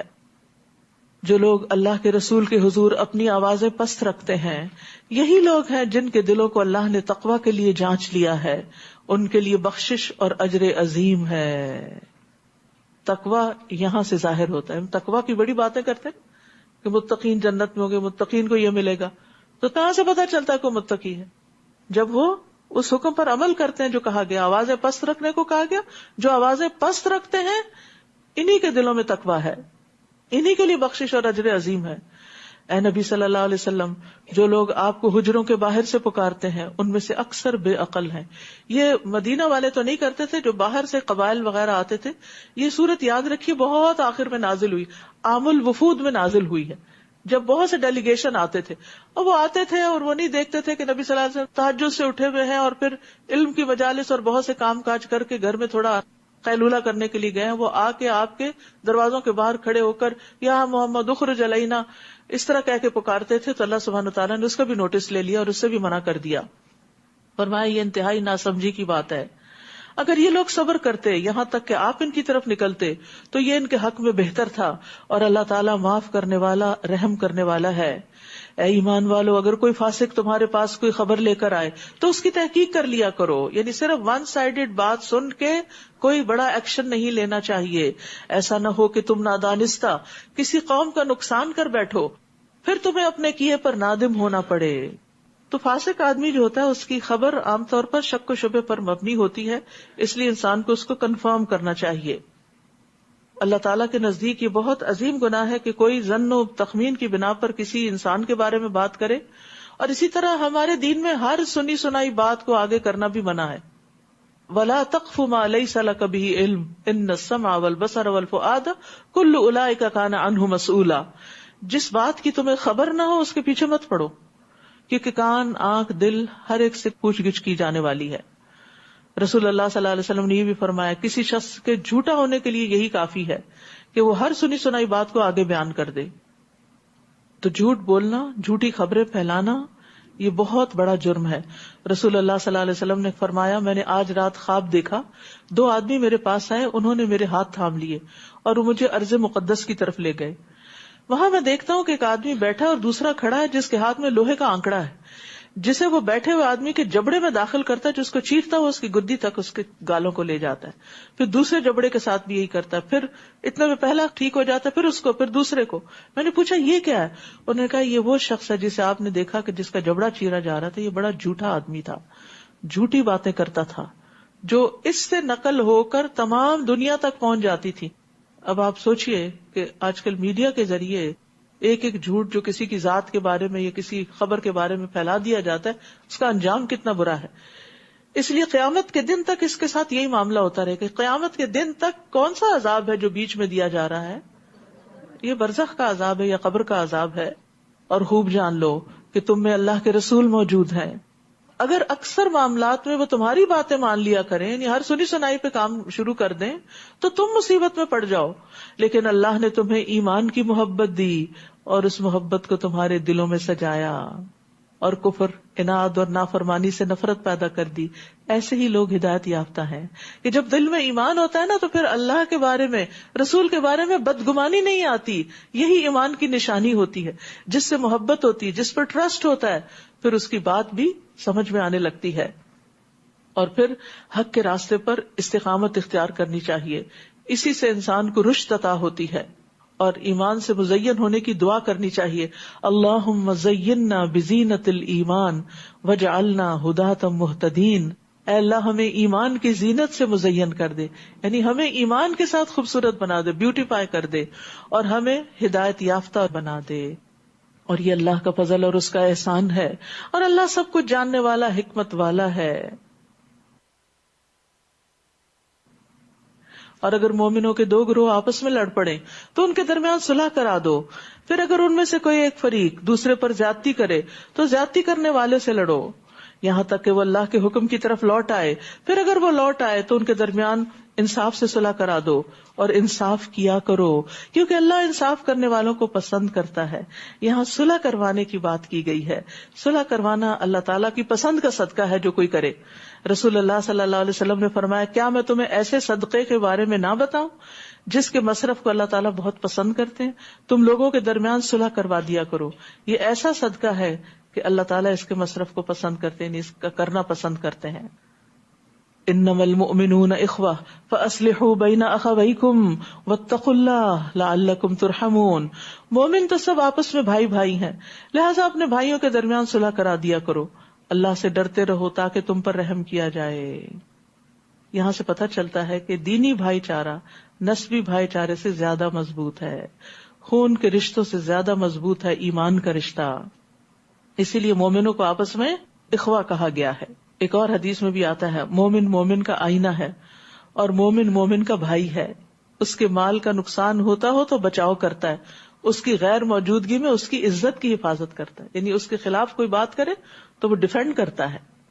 یا ایھا الذین آمنوا لا یسخر قوم من قوم عسى ان یکونوا خیرا منہم ولا نساء من نساء عسى ان یکن خیرا منہن. اے ایمان والو، تمہارا کوئی گروہ دوسرے گروہ کا مذاق نہ اڑائے. ہو سکتا ہے وہ مذاق اڑانے والوں سے بہتر ہو، یعنی اللہ کی نگاہ میں، اور نہ ہی عورتیں دوسری عورتوں کا مذاق اڑائیں. ہو سکتا ہے کہ وہ ان سے بہتر ہوں. اور ایک دوسرے پر تانا زنی نہ کرو اور نہ ہی ایک دوسرے کے برے نام رکھو.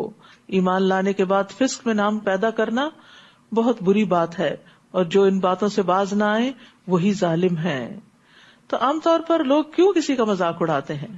بعض اوقات انسیکیور ہوتے ہیں دوسروں سے، تو پہلے سے ہی اٹیک کر دیتے ہیں مذاق اڑا کے.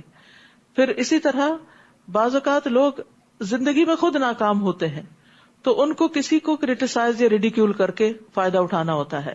اسی طرح لو سیلف اسٹیم ہوتی ہے کچھ لوگوں کی، جس کی وجہ سے وہ ایکسٹریملی جیلس ہوتے ہیں.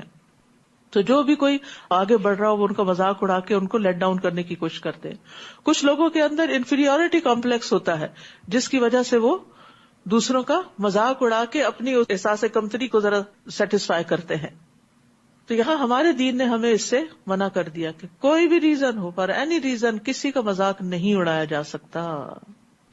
عمرو بن شرحبیل کہتے ہیں، اگر میں کسی کو دیکھوں کہ وہ بکری کا دودھ پی رہا ہے اور میں اس پہ ہنسوں، بعض اوقات ایسا ہوتا ہے نا، کوئی شخص ایسا کوئی کام کر رہا ہوتا ہے جو آپ کی نگاہ میں بہت وہ نہیں ہے، تو مجھے ڈر ہے کہ مجھ سے بھی وہ کام ہو جائے گا جو اس نے کیا ہے، تو پھر کوئی اور آپ پہ ہنسے گا.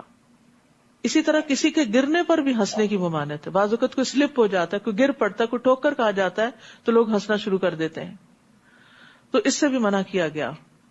حضرت عائشہ کے سامنے ایسے ہی کچھ نوجوان ہنس رہے تھے، آپ نے پوچھا تو کہا فلاں آدمی خیمے کی رسی سے گر گیا تو اس کی آنکھ یا گردن جاتے جاتے بچی ہے. حضرت عائشہ نے فرمایا مت ہنسو، کیونکہ میں نے رسول اللہ صلی اللہ علیہ وسلم سے سنا ہے، آپ نے فرمایا جس مسلمان کو کوئی کانٹا یا کانٹے سے بڑھ کر کوئی چیز لگ گئی ہو تو اس کے بدلے اس کے لیے ایک درجہ لکھا جاتا ہے اور اس کے ذریعے اس کا گناہ مٹا دیا جاتا ہے. اگر وہ گرا تھا تو اس کے تو درجے بلند ہوئے اور تم اس پہ ہنس رہے ہو. اور عموماً انسان دوسرے کو حقیر سمجھ کے اس پہ ہنستا ہے. تو نبی صلی اللہ علیہ وسلم نے فرمایا انسان کی بدترین ہونے کے لیے یہی کافی ہے کہ وہ اپنے مسلمان بھائی کو حقیر سمجھے. وَلَا تَلْمِزُوا أَنفُسَكُمْ، دوسروں کو تانا بھی نہیں دینا چاہیے.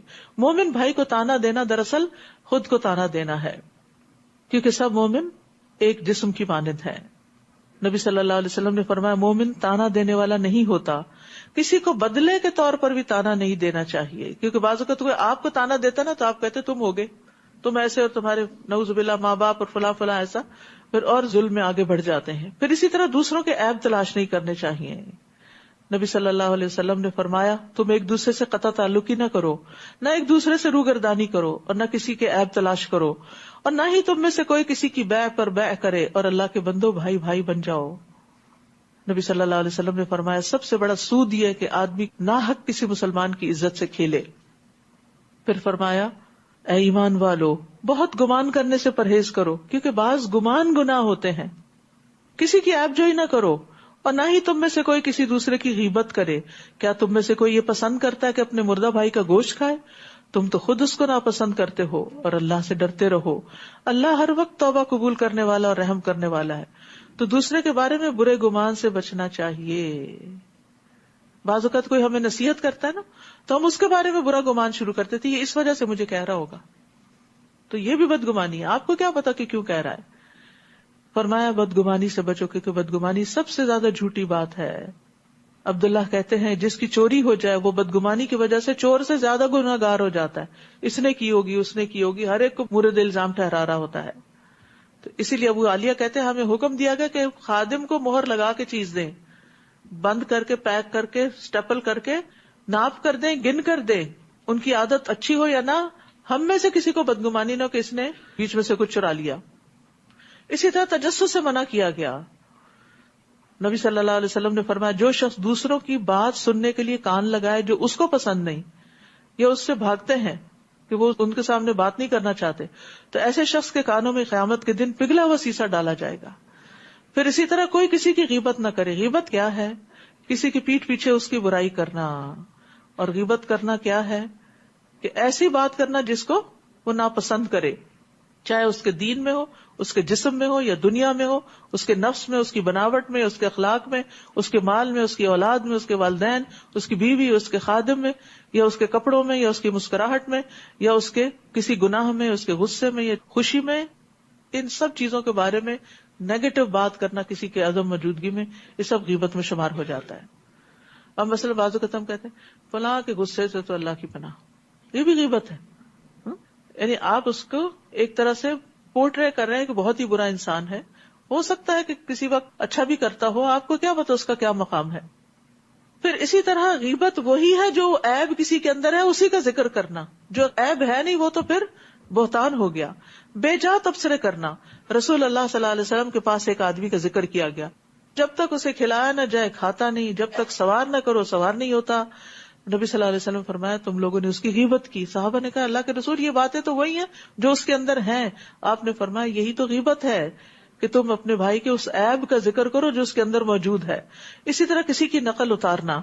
ایک مرتبہ حضرت عائشہ نے نبی صلی اللہ علیہ وسلم کے سامنے کسی عورت کی نقل اتاری تو آپ صلی اللہ علیہ وسلم نے فرمایا کہ تم نے اس کی غیبت کی ہے، یعنی کسی کی آواز کی یا کسی سٹائل کی. پھر اسی طرح غیبت زبان سے بول کے بھی ہوتی ہے، لکھ کے بھی ہوتی ہے، آنکھ کے اشارے سے، ہاتھ کے اشارے سے، ایموٹیکونز سے بھی ہوتی ہے. ٹھیک ہے، یعنی آپ کسی کے جسم کے بارے میں تبصرہ کریں کہ وہ ایسا چندی آنکھوں والا ہے، فلاں تو نمازوں میں بڑی سستی کرتا ہے، فلاں ادب آداب سے خالی ہے، فلاں فاسق ہے، فلاں بد اخلاق ہے، فلاں میلے کچیلے کپڑے پہنتا ہے. تو اسی طرح غیبت نہ کرنی چاہیے نہ ہی سننی چاہیے. ابو خلابہ کہتے جب سے مجھے غیبت کا گناہ پتا چلا ہے میں نے کبھی کسی کی غیبت نہیں کی. میمون کسی کی غیبت کرنے نہیں دیتے تھے، کوئی ان کے پاس کرتا تو اٹھ کے چلے جاتے تھے.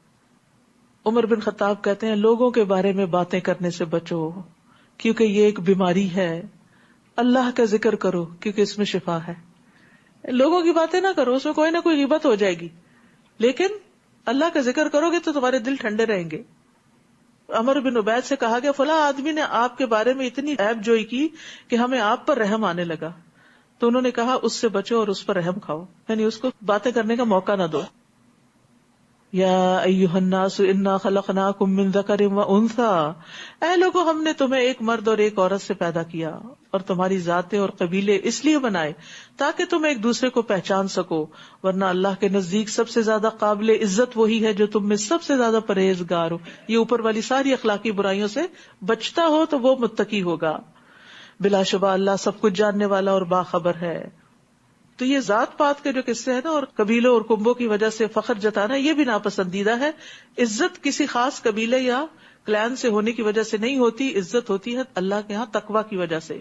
بدویوں نے کہا ہم ایمان لے آئے. آپ ان سے کہیے تم ایمان نہیں لائے بلکہ یوں کہو کہ ہم مسلمان ہو گئے اور ابھی تک ایمان تو تمہارے دلوں میں داخل ہی نہیں ہوا. اور اگر تم اللہ اور اس کے رسول کی اطاعت کرو تو اللہ تمہارے اعمال سے کچھ بھی کمی نہیں کرے گا. اللہ یقیناً بخشنے والا اور رحم کرنے والا ہے.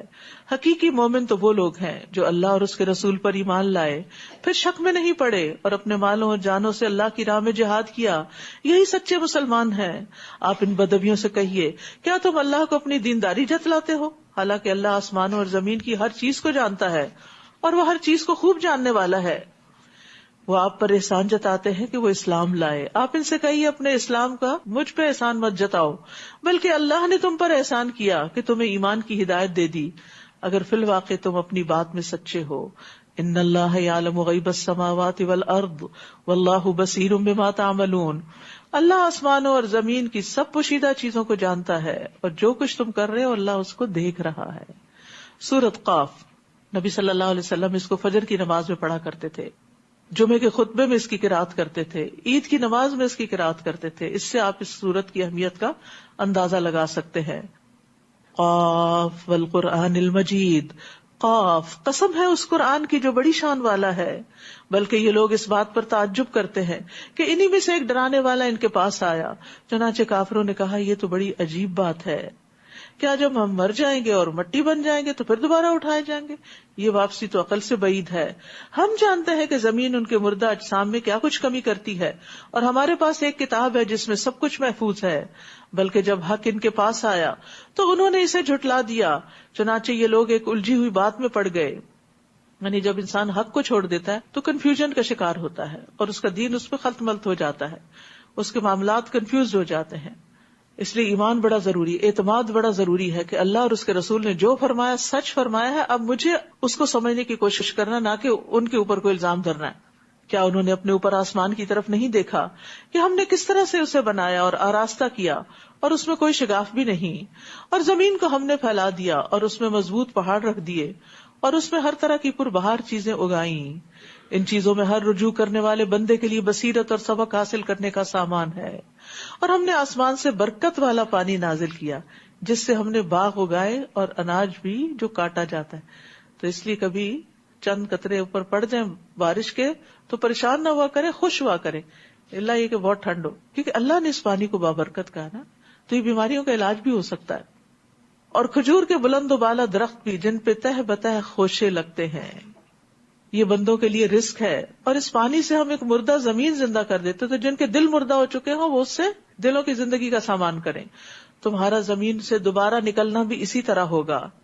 ان لوگوں سے پہلے قوم نوح، کنویں والے اور سمود نے جھٹلایا، اور عاد اور فرعون اور قوم لوط نے بھی، اور درختوں کے جھنڈ والوں اور تبا کی قوم نے بھی، ہر ایک نے رسولوں کو جھٹلایا، تو ان پر میرا وعدہ عذاب پورا ہو کر رہا.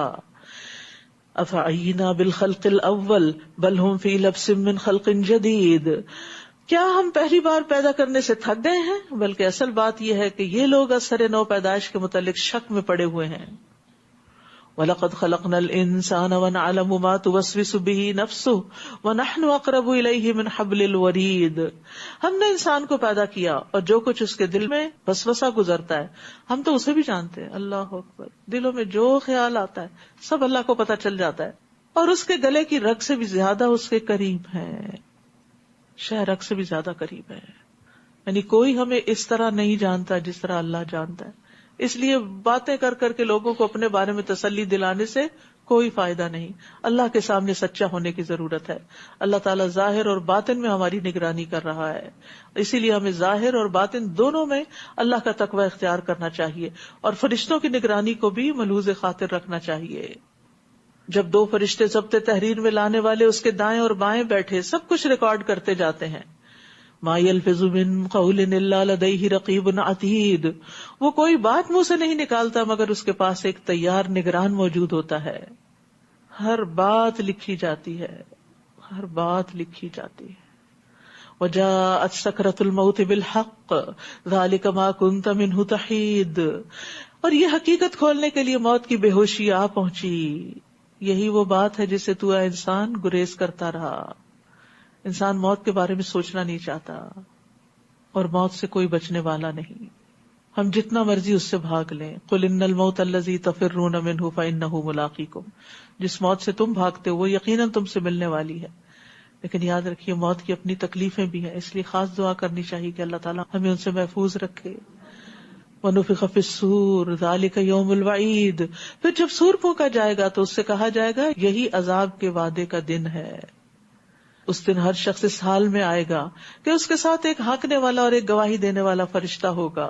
بلا شبہ تو اس دن سے غافل رہا، سو آج ہم نے تیری آنکھوں سے پردہ اٹھا دیا ہے، اور آج تیری نگاہ خوب تیز ہے، اور اس کا ساتھی فرشتہ کہے گا یہ اس کا نامہ اعمال میرے پاس تیار موجود ہے.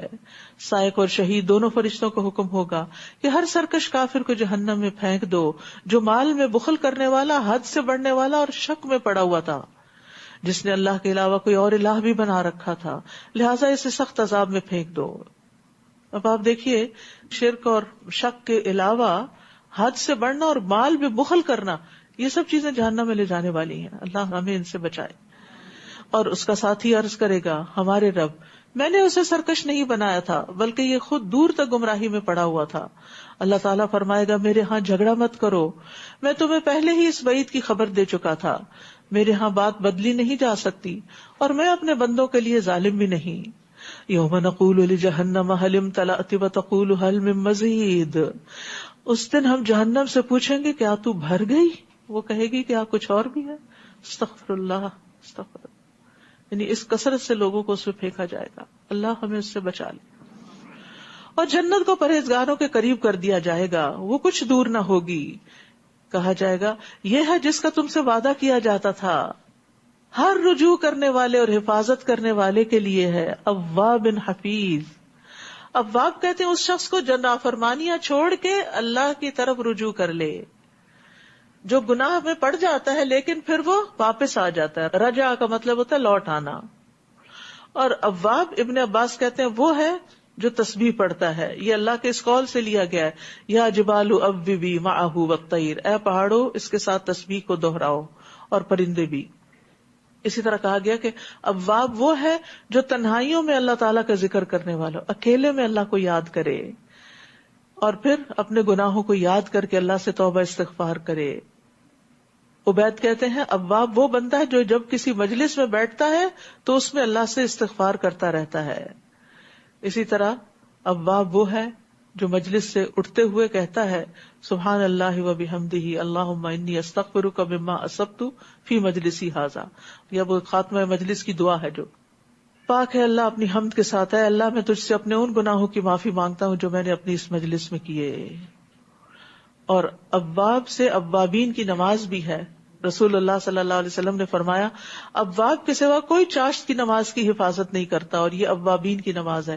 یعنی 4 رکعت سورج نکلنے کے 15 منٹ بعد سے لے کر سورج ڈلنے کے 15 منٹ پہلے تک اگر آپ نماز پڑھتے ہیں، اول میں پڑھے تو اشراق کہلاتی ہے، دھوپ نکلنے پر تیز ہونے میں پڑھے تو چاشت کہلاتی ہے.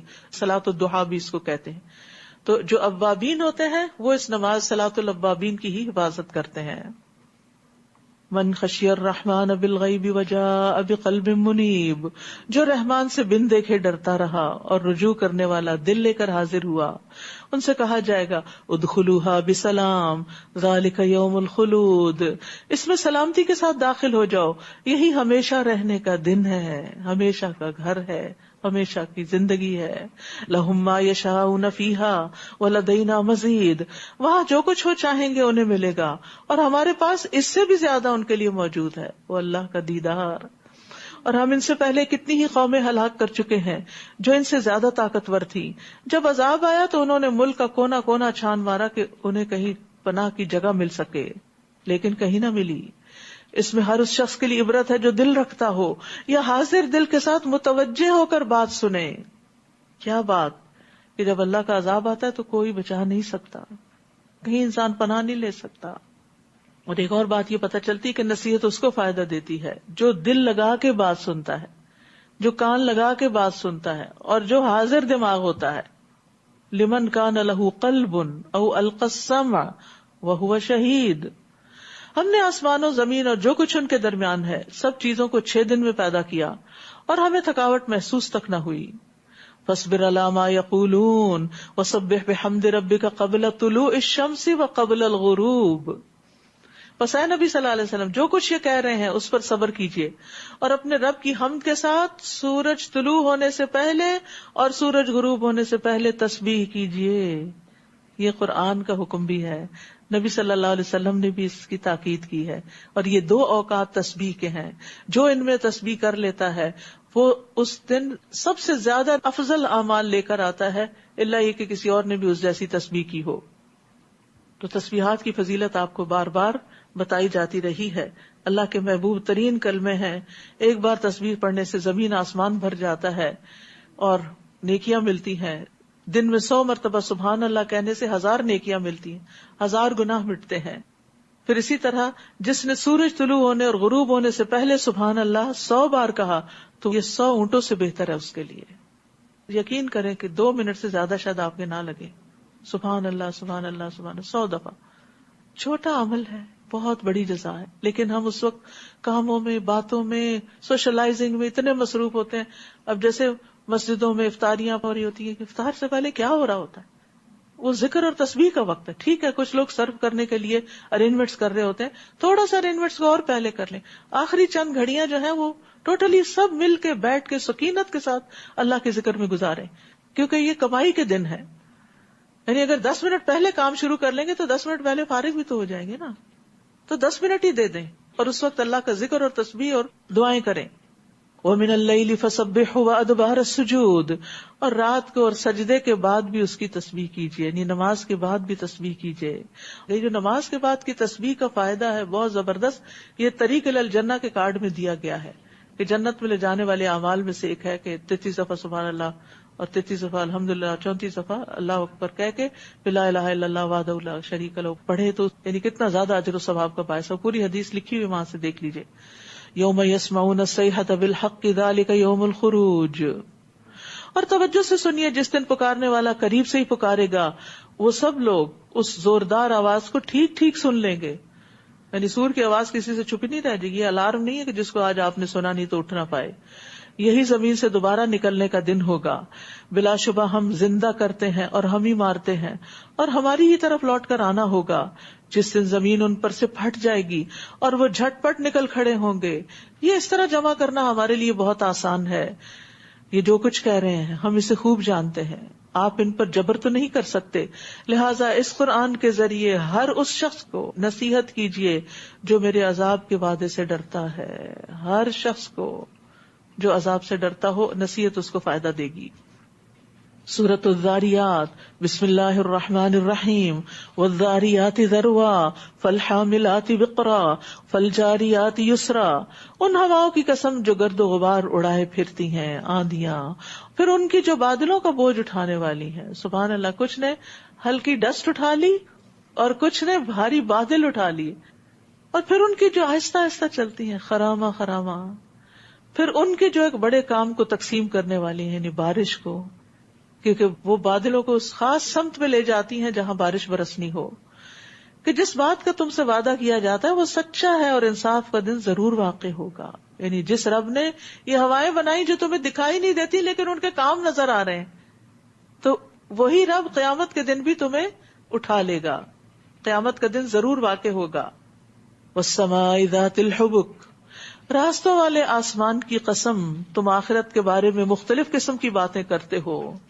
اس قیامت سے وہی بہکایا جاتا ہے جو پہلے سے بہکایا گیا ہے. وہم و قیاس کرنے والے مارے گئے, یعنی جو آخرت کے بارے میں قیاس آرائیاں کرتے ہیں.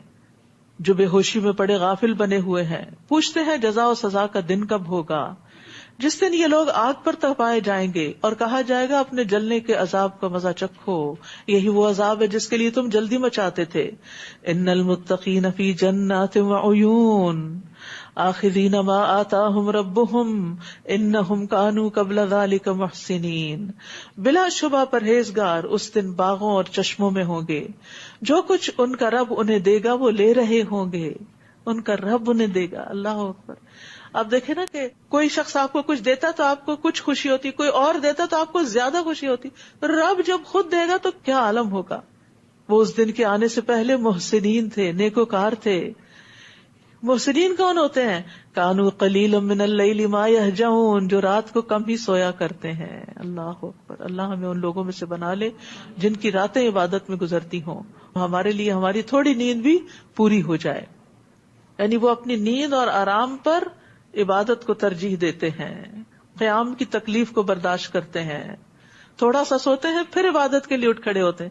تو اگر سارا سال نہیں تو کم از کم تراویح میں تو ضرور کر لیں. اللہ تعالیٰ کیا پتا اس کی وجہ سے باقی سال بھی توفیق دے دے. داؤد علیہ السلام بہترین انداز میں رات کے اوقات کو مینج کرتے تھے. وہ آدھی رات تک سوتے, پھر تہائی نماز پڑھتے, پھر رات کے چھٹے حصے میں سو جاتے.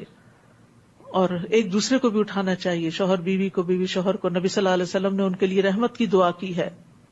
بہرحال اوور آل سونے اور جاگنے میں اعتدال اختیار کرنا چاہیے، جو اس کتاب سے آپ کو کافی پتہ چلا ہوگا، اور اللہ تعالیٰ نے بہت بر وقت اس کا انتخاب کروایا، اور اس کو حفظ جان بنائیں، بعد میں بھی بھول جائیں باتیں تو ان کو پڑھتے رہیں۔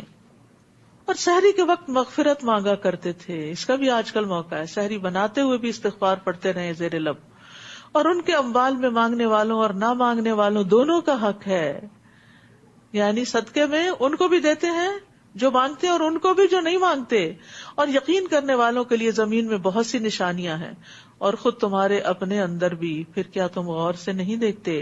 اور آسمان میں تمہارا رزق ہے اور وہ کچھ بھی جس کا تم سے وعدہ کیا جاتا ہے، بس آسمان اور زمین کے رب کی قسم، یہ بات ایسے ہی ہے ایک حقیقت جیسے تمہارا بولنا ایک حقیقت ہے، یعنی قیامت کا آنا بھی اتنا ہی سچا ہے، اور پھر رزق بھی مقرر ہو چکا ہے۔